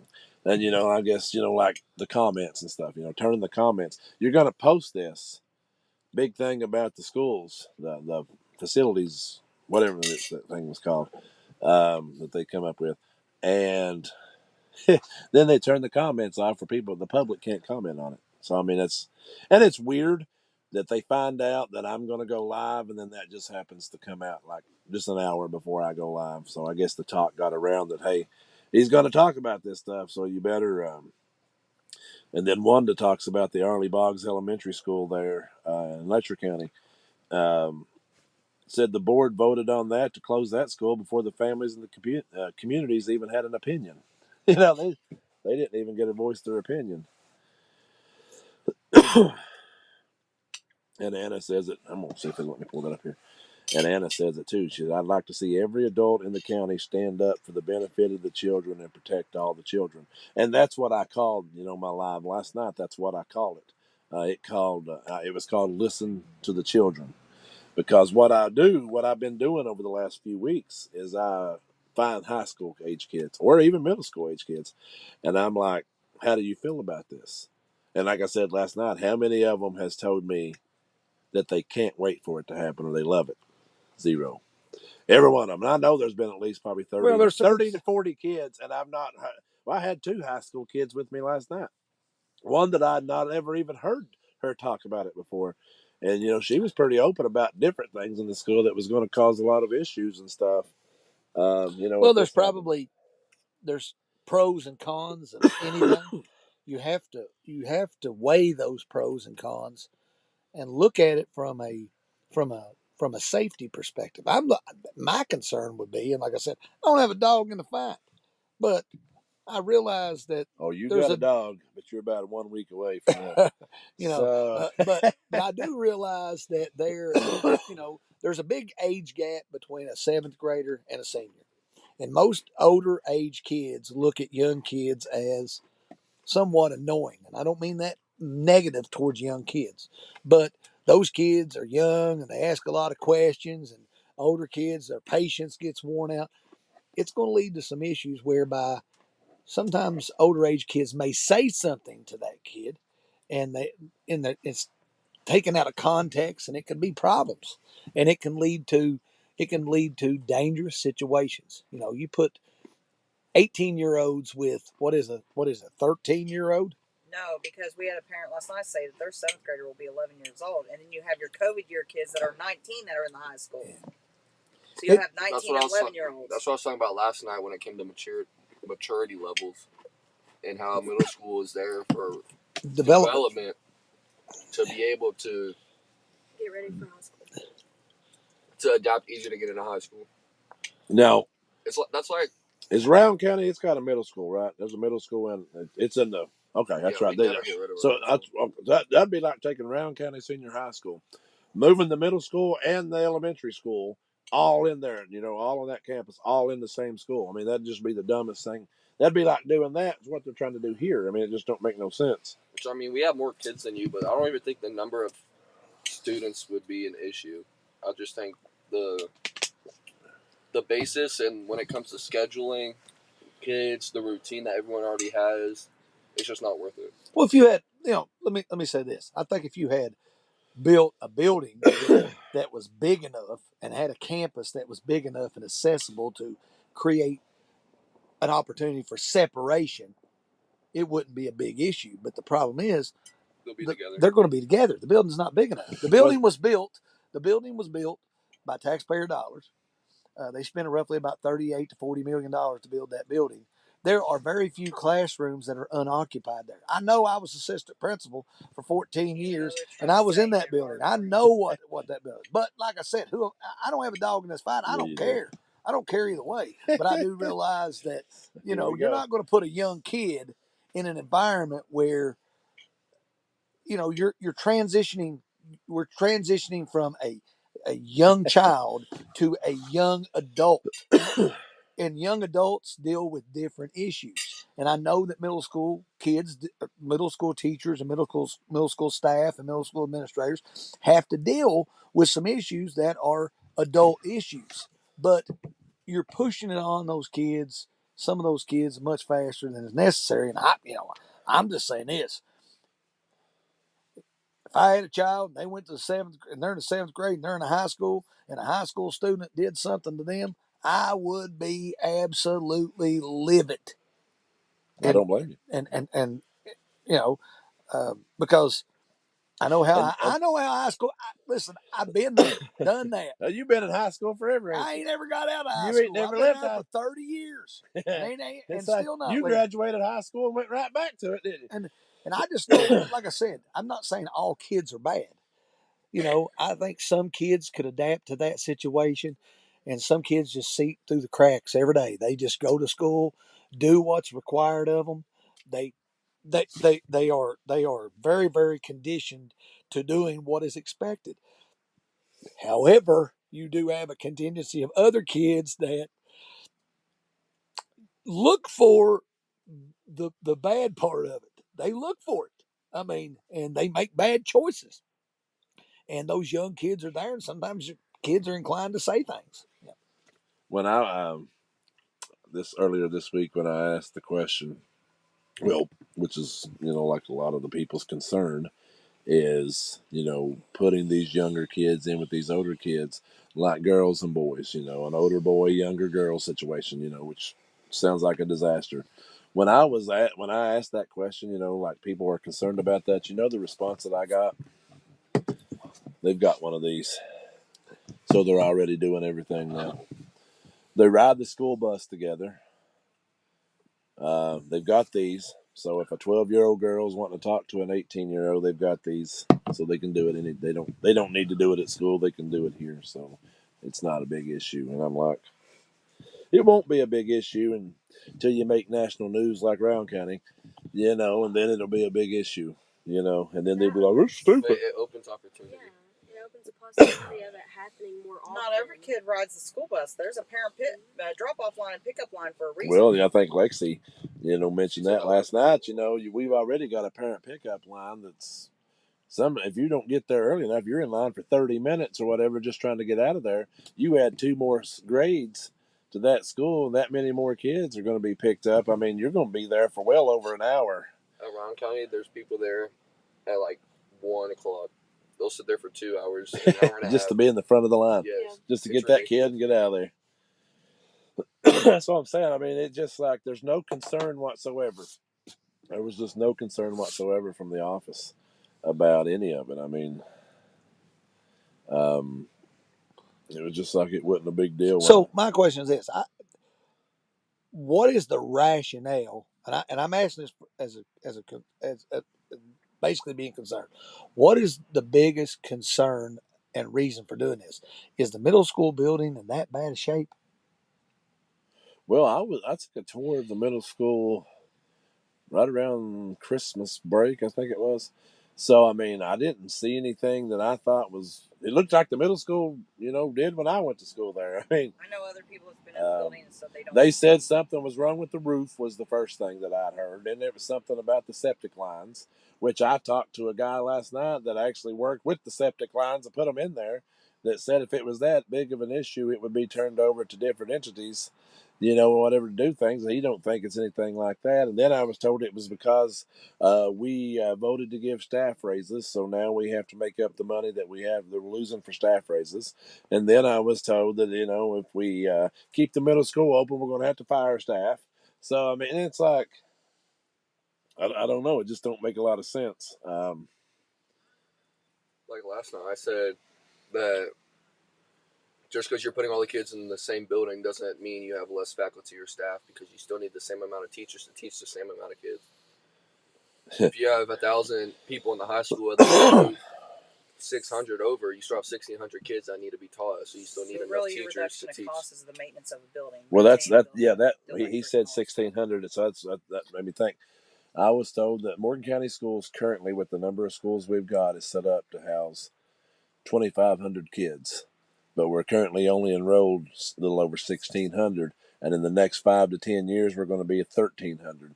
So we have to start cutting something, and of course, our second biggest school just happens to be that cut. Emily said it here a second ago. Where did she say that? I don't know why we need 75 elementary schools, but we don't need the one middle school. I mean, it don't make a lot of sense. And then Emily said when she goes to the pickup line, she's there at 2:30. I can't say anything because I'm there between 2:30 and 2:45 myself when I pick Aiden up. So, because I about know when you need to be getting there if you want to get through there halfway reasonable time.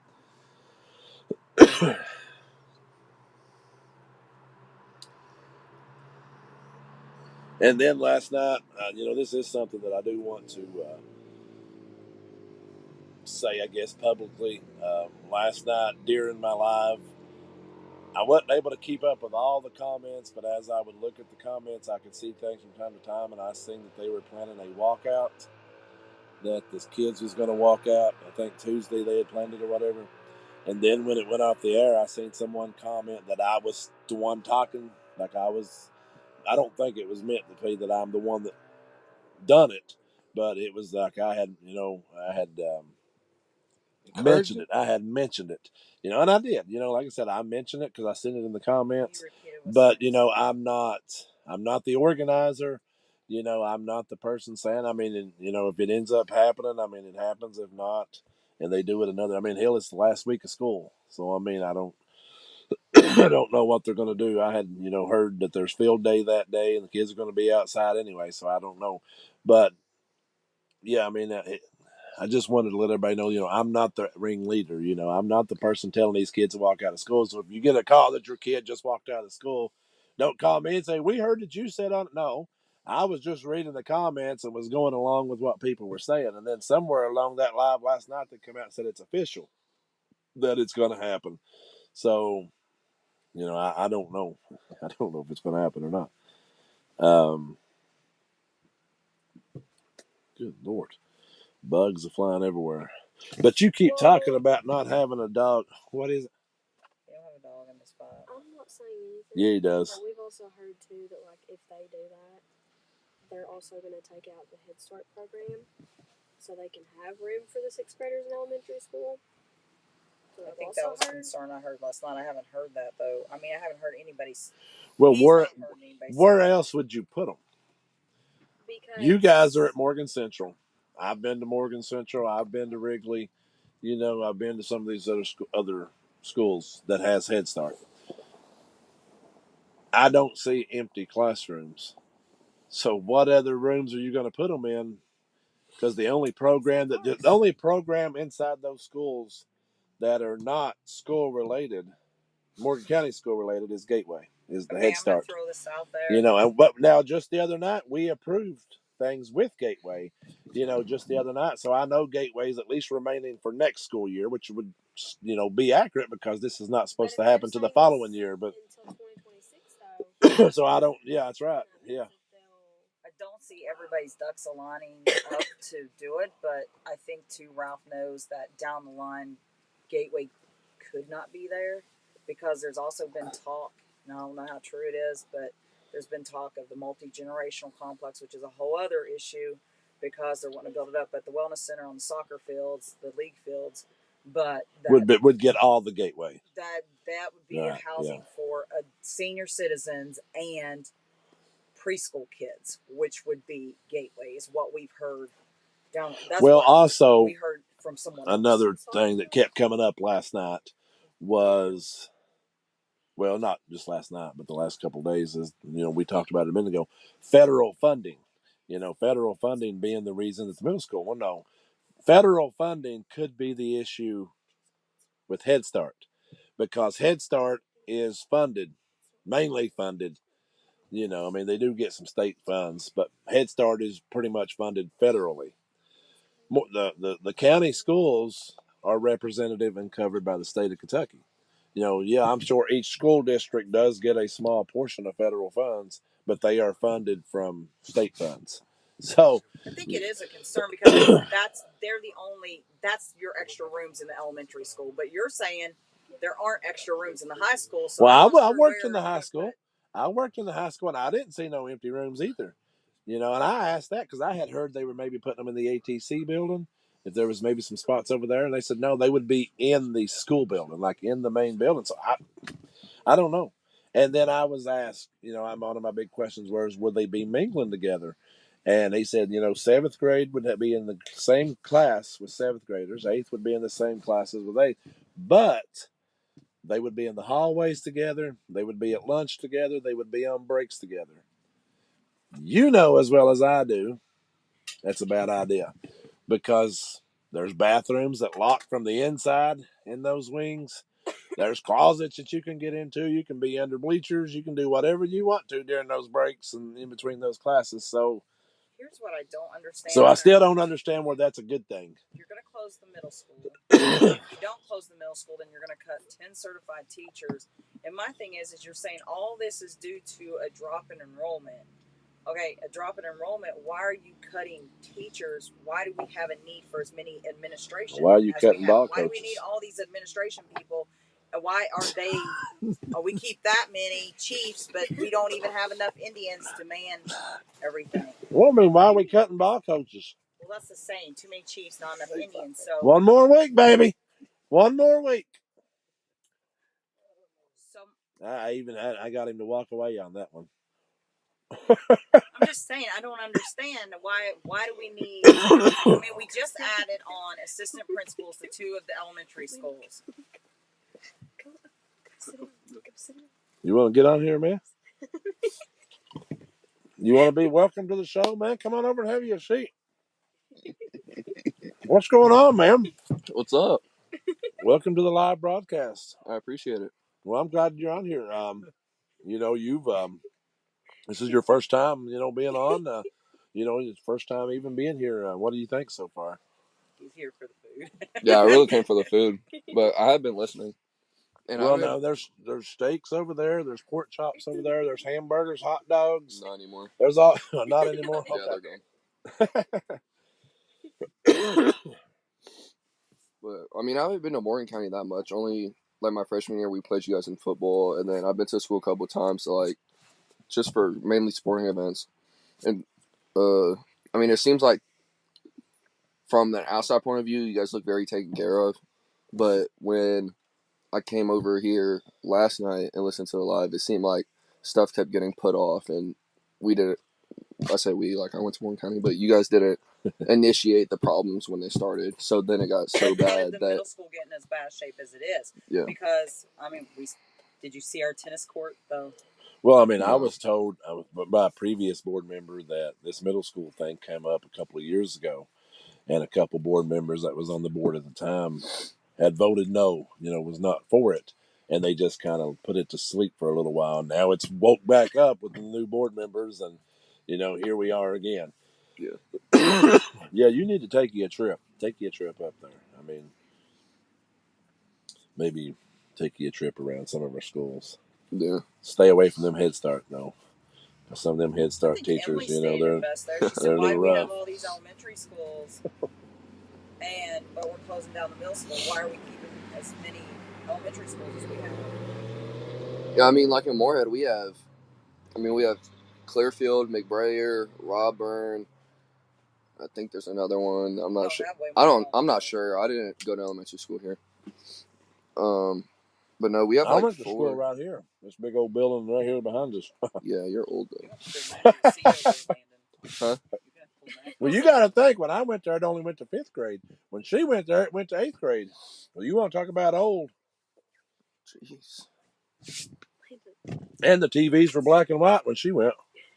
You had TVs? Yeah, black and white. Uh-oh.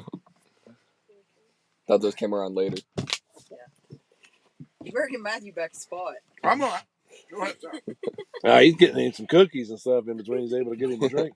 I started bringing up a topic, and he got choked up. And he's like, Larry, Dad mentioned Lakeside Christian. Is in Lakeside's in Moorhead too. Which we don't really. When I was in high school, we didn't have very many people from Lakeside. Like, majority of people went to the middle school. But at least you guys have a middle school. Yeah. We don't know if we're going to have one much longer or not. So. But, like, majority of the people that went to middle... Like, we had people that went from Lakeside to the elementary schools. Or, like, went from Lakeside to the middle school. Well, while you're here, I'll put you on the spot. Let's say you were still, say you're a junior, senior at Round County. Yeah. And they decided to move the middle school 7th and 8th graders into your high school. I mean, how would you feel about it? I mean, I think it would have been overwhelming, just the numbers and everything, and then also being on a routine. I mean, that's a big thing for me because I don't like, once I have a routine, I don't want it thrown off. And having, especially for the reasons that they're talking about, like money cuts and everything, you still have to have the same amount of teachers to teach those kids because you said that 7th graders can be with 7th graders, 8th graders can be with 8th graders. You can't have one teacher in 2 classrooms. Emily said, "Did he say you're old because you went to Canal City?" That's exactly what he said. Yeah, that is what I said. That's exactly what he said. Just because he's a standout at Round County and he got to go play at Georgetown, Yeah. Whoop-de-doo, just because you ain't as old as I am. It's all right. I can still whip you at volleyball.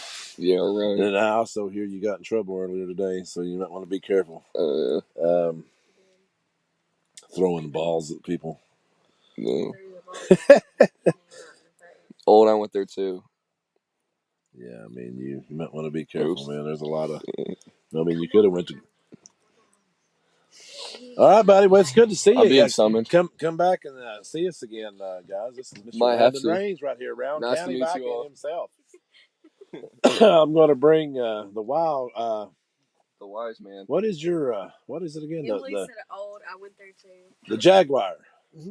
I'm bringing the future Jaguar here. Me? Yeah. Michael went to Canal City. Well, I went to. But now, probably. So this is like I said, this is an outsider. This is a guy from Moorhead area, that went to a different school system. That's listened about the things that are going on here. That's sharing his concerns. And but as I said, before you stormed off stage, why are we replacing ball coaches around here? Good question. I'll tell you, probably not playing the right person's here. They probably get mad and angry. They throw a fit, go to the board. They make up lies on you and try to make your reputation look bad. Happens a whole lot around the world. The only problem is those people, before they ran my name through the mud, by God, they should have remembered. They should have remembered what I'd done for them. That's all right. Their day's coming. They're numbered. I'm all right with that. One more week. Well, probably be about 2 weeks because I got to go to Ohio next weekend. I've got graduations in the end of the week, so probably be 2 weeks after tonight. But it'll only be 1 week before you can start putting your notes together. Well, you got serious issues in this county. You're right. My question would be, and like I said, I'm just looking at it from a concerned parent issue, is supervision. You're going to put high school and middle school kids together. You better have immaculate supervision in that building. Everybody better be on their toes and alert and doing their job because someone of a young age gets hurt. And we have schools in the state where their facilities are 7 through 12, but they were built for that. Right. They were built for that. And I'm not saying that this won't work, because who am I to judge? But, you know, putting a seventh grader who is a 13, I say 12, 13-year-old kid in an environment with young adults, it lends itself to some issues of concern. But if you've got, if you've got immaculate discipline in place, immaculate visibility, you probably may not have those issues. But, you know, I don't know. Which, do you guys already have issues with vaping and Vaping, pins, different THC kind. fights? Do you guys already have THC issues Yeah, with it's that all stuff? THC. I mean, all everything. They just had. You can Well, get anything what's you want on the- a school bus. They just had a fight with the Morgan County is probably no different than any other school. You know, every school in the state is dealing with issues related to vaping. You know, the issue you've got is a lot of times, how do these kids get access to this type of stuff? Older kids. Yeah, and it's right. You know, I mean, shoot, if, not being mean when I say this, but you know, kids come to school, they look at that as an economic opportunity. They buy it for $20 and they can sell it for $60. You know, and they're making money. And what they don't realize is, you give that to a young kid and it's got THC in it, somebody can have an allergic reaction. Somebody, you know, I mean, Elliott County. I remember a couple of years ago, Elliott County had a situation where a kid, I think, coded on them. You know, and they had to, you know, emergency, you know, response had to come in and perform certain medical procedures to try to keep that child alive. It's just dangerous, and like I said, that's an issue that's going to be there no matter if it's young adults or middle school kids. Till that is totally eliminated. Where the kid got the fentanyl fentanyl. on the lip of the vape because the kid kept aggravating them. Was a younger kid, kept aggravating them to hit their vape. Sounds like your ride's coming. Hit their vape. And they kept telling him no, and he kept aggravating them. And finally, they thought it would be funny to rub the rim of the vape with fentanyl, and the kid died. You know, Matthew's highly important. He gets his own escort in and out. Yeah, that's probably your all's ride for Mr. Rock. But I hope so. I hope so. But I was saying, like, when it comes to like THC and vaping in schools, it's already an issue. I mean, not that I don't know if that's the only thing that's in schools. I don't know. Well, there's no telling what you can get in Yeah, schools. I mean, but you're also opening. It's just open opportunity because the kids are so much younger. They're more naive. No, not to say things. Of course, some of the kids are smart, but some of them fall under peer pressure. Anna was talking here in the comments. She said that you know, they're going to have more lawsuits than they know what to deal with. Yeah. I mean, basically, when I told them that the other day, they told me that people were foolish. Is basically what they said. And that the people on Facebook and the social media people that are talking don't know what they're talking about. Stuff's not going to happen. So just let it happen. The only thing I know to do, you know, if it happens, let all these lawsuits happen, let all this crap happen. Be like poor old Rowan, and you know, be national news, you know, and then you'll sit around and think, maybe you should have listened to these people. The sad thing is they're supposed to do what's best for the kids. Yeah, well, there's never mind. What I had said too is that, like, if you have, because it'll be 12-year-olds going, and then if they hang out with seniors or something like that, then the seniors could get them alcohol, or they could, or their friends or whatever could get them alcohol, or they could get them vapes, or they could get them weed, or anything like that. Kennedy, that's why you don't hang out with high school kids when you're 21. Take those notes. Keep them wrote down in your vehicle. But that's what I love about you, Kennedy. Exactly. A lot of the issues that schools face are just societal issues that are beyond their control. You know, and you know, it used to be you had to worry about kids smoking at school. That was probably one of the greatest concerns you had. They're going to smoke cigarettes at school, and then used to. They had a smoke break. Yeah, and then it went from that to, you know, one of the biggest lawsuits in the history of the United States within the cigarette industry. I want to say R.J. Reynolds, and I can't remember the other company that was sued. $208 million lawsuit that was paid out, where basically 50 attorney generals in the United States sued these tobacco companies. Well, the tobacco companies just transitioned to a different venue, and it goes to vapes. And the problem with those vapes is that a lot of people think vapes are not dangerous. Well, you don't know all the ingredients and things that Yeah, are you going don't know into what that. somebody could put in one of them. I Yeah, mean, and it is dangerous. Like I said, I've never smoked and I've never vaped and never had a desire to do it, but I realize that those things are extremely addictive. I think vapes are probably more addictive than cigarettes. I think taking a hit off of a vape is equivalent to about an entire pack, an entire pack of cigarettes. But destroy you. but if you're an adult, 18 years of age, and you're out of school, you have the right to make that decision. But when you're in school, the issue you have is, and like I said, I had this talk with law enforcement. Why is it that you can walk into certain business establishments in this community, and when you walk in, they're selling uh, water bongs, and Well, there's, you go down there at Cougar Corner I and mean, get and I, what is it? Some kind of a THC, the big flashing sign out, Delta eight, Delta 8 or something like Delta that. 10. Big, THC sign flashing at the gas station. They promote it. The gas station closest to the Well, and schools. here's what they're Uh, doing. What these companies are doing is, okay, let's say that they outlaw a Delta 8 in schools.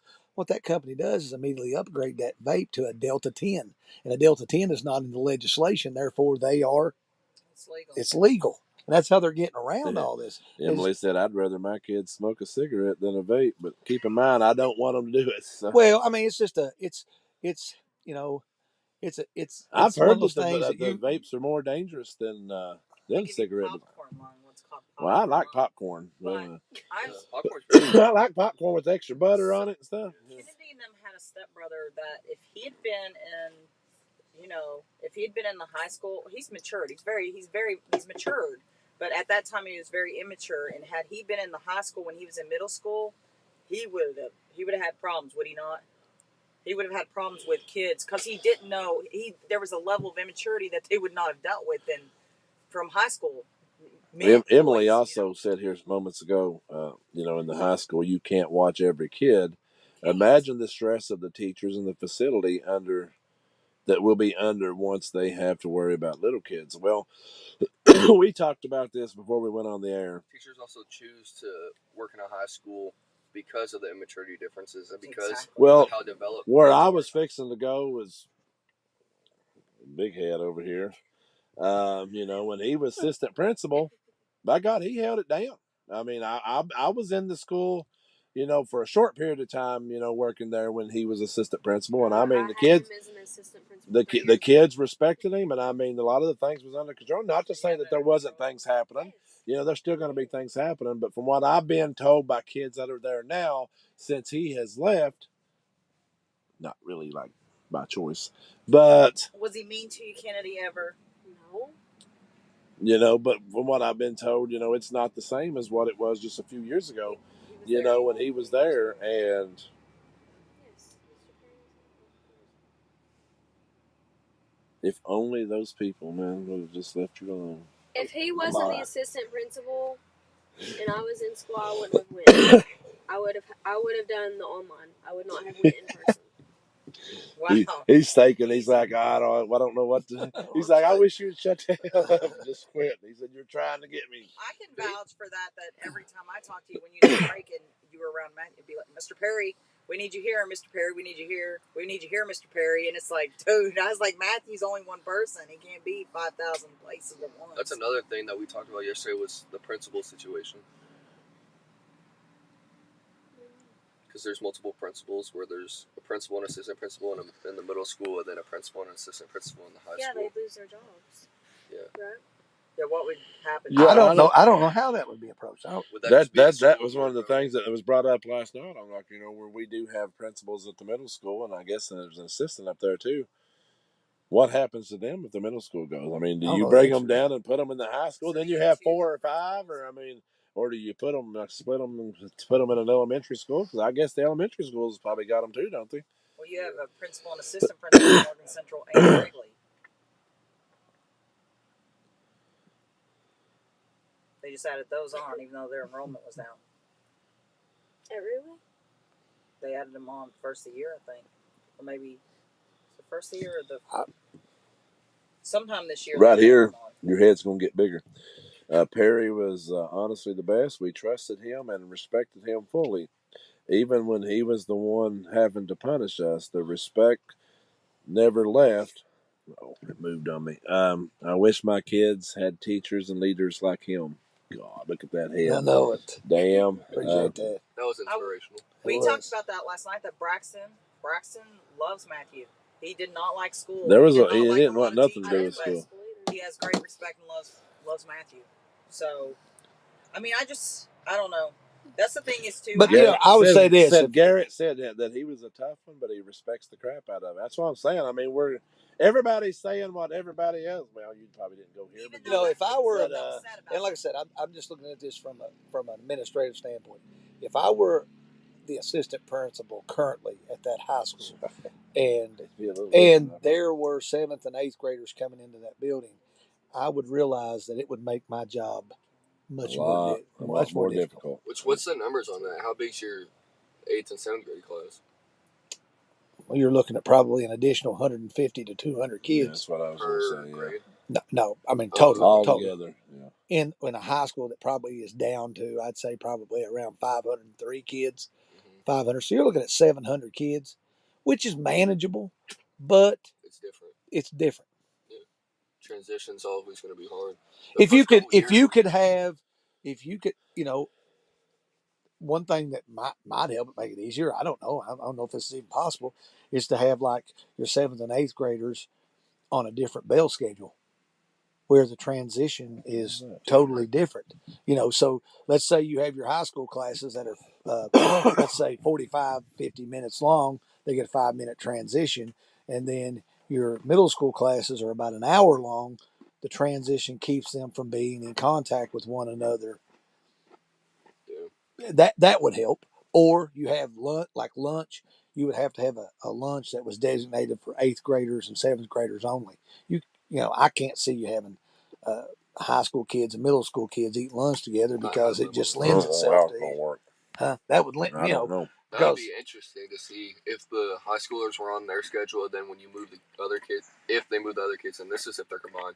Because, like, when I don't know, my memory is bad, but I don't know if I was in middle school, and then I switched to high school, and that schedule changed, or if in the high school, we had, like, 7 classes. When I graduated, we had 7 classes, but before that, we had 6. Yeah. So the time periods would change. If the 7th and 8th graders had like 5 or 6 class periods, but they were longer, hour 15 classes, and then the high schoolers had 50-minute classes. That way, they weren't intertwined. Well, I mean, they could make it work, but there's going to have to be a lot of strategic planning that goes into it. Yeah. You have to have somebody sit down and coordinate and basically analyze it from every perspective and angle so that you minimize problems. And that in itself is going to be tough. And then But like I said, I'm just glad I'm not doing it. That's the good thing. I'm glad I'm not doing it. And then when schedules have Why to are be you not made, doing it? Because I don't want to do it. That's exactly why. Well, I mean, what happened there? Well, we had issues. About another week? We had philosophical issues. A lot of philosophical issues. It happens. Do all this, then to just keep the middle school. There's a lot of questions that come into that. You're right. My main concern is if I was the principal of the middle school or an assistant principal of middle school, am I going to continue employment? Am I going to be reassigned? Well, you probably fucking be reassigned. Am I going to be in that building? How are we going to do this? Like I said, if you have 4 administrators gives you more. Well, you'd have more than that because the high school has two assistant principals. They have the Rise Academy, and then they have the principal. And then that'd be. And what now? What? They have their principal at the Rise Academy as well. So you had the regular principal plus 2 assistants already at the regular school. When you have Rise, you just have one principal. And then in middle school you have no assistant there. Middle school you have a principal and assistant principal, so you would have adequate administrative oversight, but just making sure everybody done what they're supposed to do. Right. So actually, are they keeping the Rise Academy, or the Rise Academy is going? From what I was told a couple months ago, was they will be trying to phase it out after this year.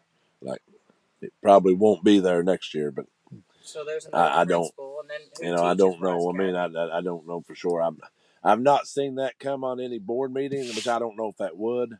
Where it's a school position, it would probably be something on site base or something like that. I mean, more. I haven't seen that, but I had heard that it was actually was set to go away. But I don't.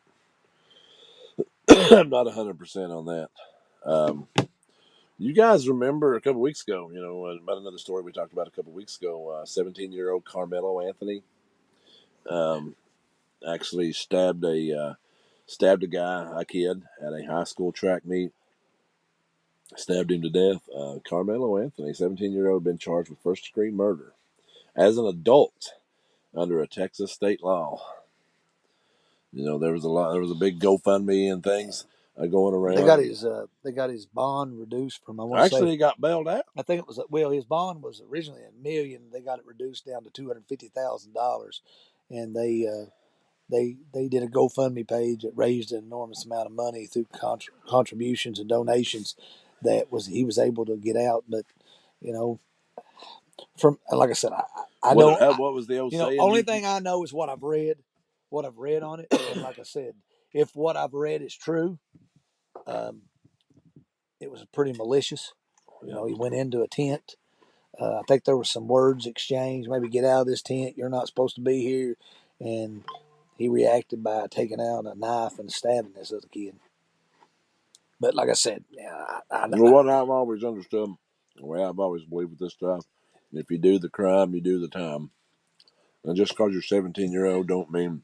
But he will if you have stab a kid to death, that you should be able to walk freely at 18. But the one thing about America, though, is he will go before a jury of his peers.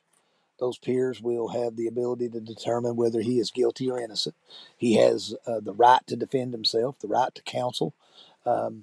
So, I'm sure he'll probably have a pretty high paying attorney that will do whatever they can to possibly get him off. And like I said, it'll be in the hands of a jury to decide whether it is malicious or whether it was, unintentional. I don't know if anybody saw this or not. Vice President J.D. Vance stood and shook every hand of the Naval Academy's graduates. He stood on stage and shook hands with every one of the graduates at the Naval Academy during their graduation. And he should. Why? Because those people are giving up their lives of service. They're giving up their lives basically through service to help serve America, defend our freedom. So therefore, between me and you, they need to be honored if they're graduating from the Naval Academy. We're out of here.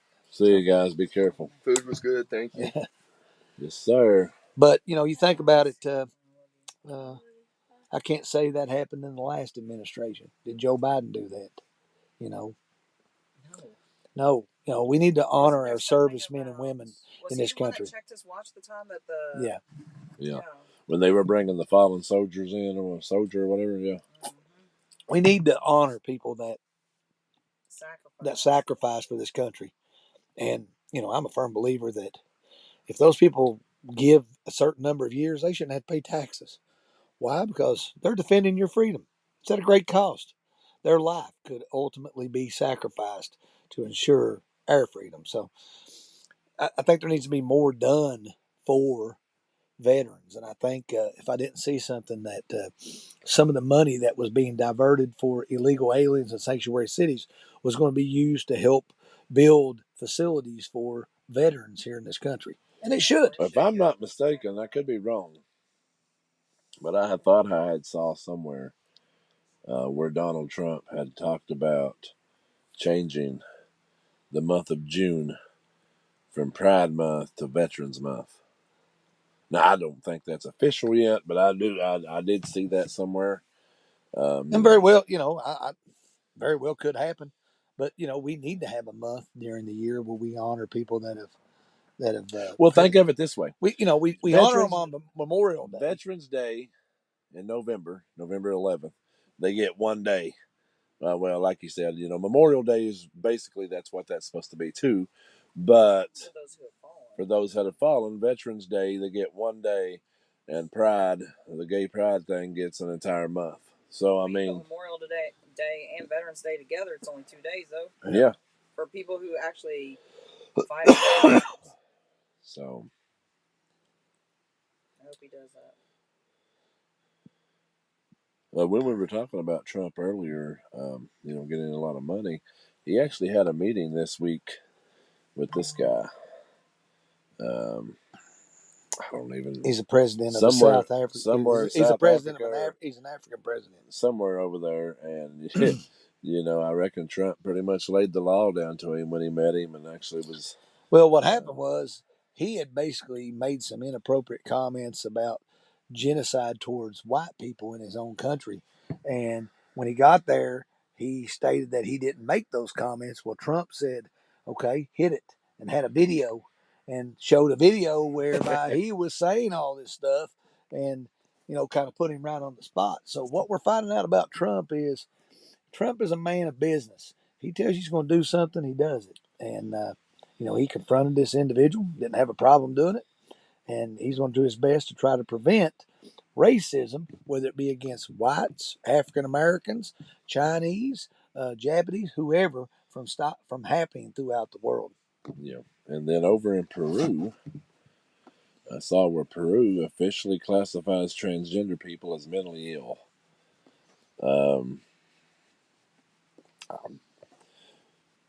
Would hope that other countries will start to follow suit there with that. I'd say America will be the last one probably in the line to ever do that, but we'll see as it comes down the line. How things go with that. What else you got over there, man? Or are you so damn cold you can't move? No. You're numb. I'm just sitting there thinking, I wish I had. Bruce Springsteen was in the news. Bruce Springsteen. That was a big issue where he was on stage at a concert in the United Kingdom and made some inappropriate comments about the Trump administration, called them corrupt, incompetent, and treasonous. Pretty much the end of his concert. And what's happened is since then, Jeep, an American company, has basically canceled their contract with Bruce Springsteen. He's going to lose subject to lose $12 million a year because of the words that he stated in front of these recipients. Maybe keep your mouth shut when you're, Well, it kind of goes back to what we talked about with earlier. Donald Trump said everything that is woke goes broke. Yeah. And, and what we're finding is more and more and more of these people that are coming out and making these comments about the Trump administration and their efforts to clean up a lot of what's going on in the world, not just in the United States, in the world. You talk about the Ukraine-Russian conflict. He's basically done everything he can to try to mediate a peaceful resolution to where war stops. You talk about Hamas and the Israelis. He has done everything he can to try to eliminate that situation. At the same time, he's made some concessions with Iran and eliminated some economic sanctions as long as Iran doesn't recognize these militant groups like Hamas. So, Trump is trying his best to promote peace in the world. During his first administration, we had 0 wars. I can about feel assured that we'll probably have 0 wars again. There's no reason for us to go to war when we can. Usually when he's been visiting these countries in the Middle East and other areas, they pretty much seem to be respecting him as they did the first term. I think they kind of know that he's not a pushover, he's not a weak leader, and he's one of those type of people that you start something with him, he probably will finish it pretty quickly. He'll come at you a lot more swift, and he's not gonna stand around and be pushed around. Well, I mean, we need a leader that is respected throughout the world, but also feared. That if you're not going to if you're going to make threats against the United States, then you're either going to put up or shut up. And Trump's one of those people. He's going to make you put up or he's going to make you shut up. That's right. And he's not. He basically stated that he would not be involved in the Israeli Iran, or I'm sorry, in the country of Iran, because Israel is trying to go to war with Iran, that if need be, we would start and finish it if need be. But he was going to do everything in his power to resolve it peacefully before it got to that. Yeah. But each week that this goes on, more and more and more developments transpire. We're finding more and more money being misappropriated and misused, taxpayer dollars. It seems like we have people making threats on the president's life more openly. I don't know how you can do that and get away with it. James Comey with the seashell we showed last week, Like where that really happened. he came. His basic reply was he walked up on an arrangement of seashells That that was was perfect. 8647. Well, I'm going to tell you that 8647 has a lot of rationale. 8647 is 8,647 days when that was reported from 9/11. I'm going to tell you that James Comey was the Attorney General of the Southern District of New York that had a lot of involvement in 9/11 and maybe covering up some material that may have not necessarily been covered up. That's So, right. there's and a lot of. we have heard that there will be 9/11 files that will eventually, come So, out. could James Comey be tied to some corruption and fraud and treasonous activity with the 9/11 files? Very well could be, yeah. So it kind of all ties itself back together. You just got to connect dots, and it's not always easy to do. It doesn't always show itself and present itself immediately, but over a course of time, it does reveal itself. So we'll see where the future takes us. It'll be interesting what could transpire in a week. Seems like every time we turn the TV on, something happens. That is that. Well, last week we went off the air. We went off the air, and within an hour later, London and Somerset were ravaged by tornadoes. Next morning, we found out about Biden's prostate cancer. I mean, it's just, you never know what's going to happen within we don't even know what's breaking right now. That's exactly right. There could be something happening right now, and we'll hear about it here. But I shortly. do think this. I do think that when all is said and done, there will be a lot of people in this country in powerful positions that will possibly be looking at some jail time, because there's a lot of activity going on in this country that is not on the up and up, Mike. That's right. And if the average, ordinary, everyday citizen did those things, they'd be where? They'd be in jail. They'd be behind bars. They'd be rotten. So, just because you're a politician in Washington D.C. doesn't mean you're above the law. Everybody is treated equal within the eyes of the law. You may be getting away with something right now, but eventually it will catch up with you. And when it does, I'd be hard pressed to believe that Donald Trump is not going to prosecute these people to the maximum extent. And I'm going to tell you why. What did they do to him for 4 years? Well, That's why they made his life a living hell. But most people are going to say, "Well, he's just using, he's superseding the power of the Constitution to limit free speech and no, he's not. He's following the Constitution to a T. Problem is, there's been people that have not followed that Constitution to a T, and it's caused a lot of corruption in this country. So that's where we're at. Yeah, and a lot of dangerous corruption at that. I mean, there's a lot of powerful people, I guess you can say, that are in powerful positions, over the years that have made life miserable for him and a lot of other people that, don't see the same things that they do or see the same way that they do. Well, I'll give you an example. Rudy Giuliani was forced to pay several $1 million for saying that the 2020 election was rigged. How many people were forced to pay for saying that Trump was involved in the Russian collusion? None. Wasn't even addressed. You're exactly right. So what I'm telling you is there's a double standard. It's okay for them to destroy somebody's reputation and make somebody look bad to try to build themselves up. Well, I'm sorry. That's not the righteous thing to do. It goes on a lot in life, though. It happens to a lot of people.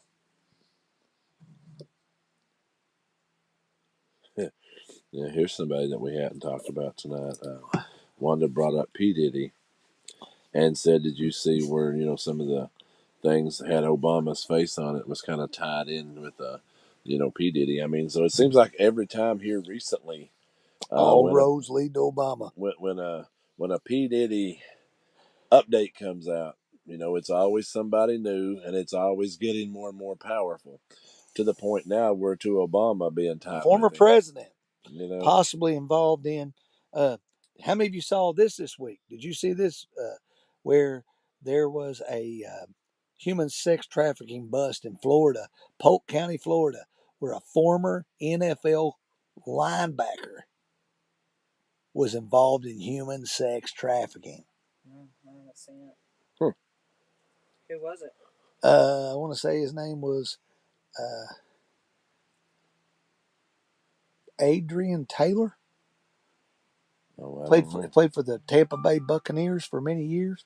I want to say he was involved in it. It was called, I want to say, Operation Fool Around and Find Out was the name of the operation. Well, he found out, didn't he? So, what does that tell you? That if here you got somebody that's... It don't matter, what status you got. You're right. Because if he played in the NFL, Mike, he probably was what? He probably was paid good. And he's probably, a little wealthy. And probably thought he had his 6-year-old daughter with him, is what I wanted to Darius. say. Darius what? Taylor? Told you. So what I'm telling you, folks, is hold up. If you think human sex trafficking is not a big business in this country, then you need to open your eyes. Open your eyes. Because I'm telling you, it's the single greatest problem facing this country. And it's a $2 billion business. And the thing is it's exploitation of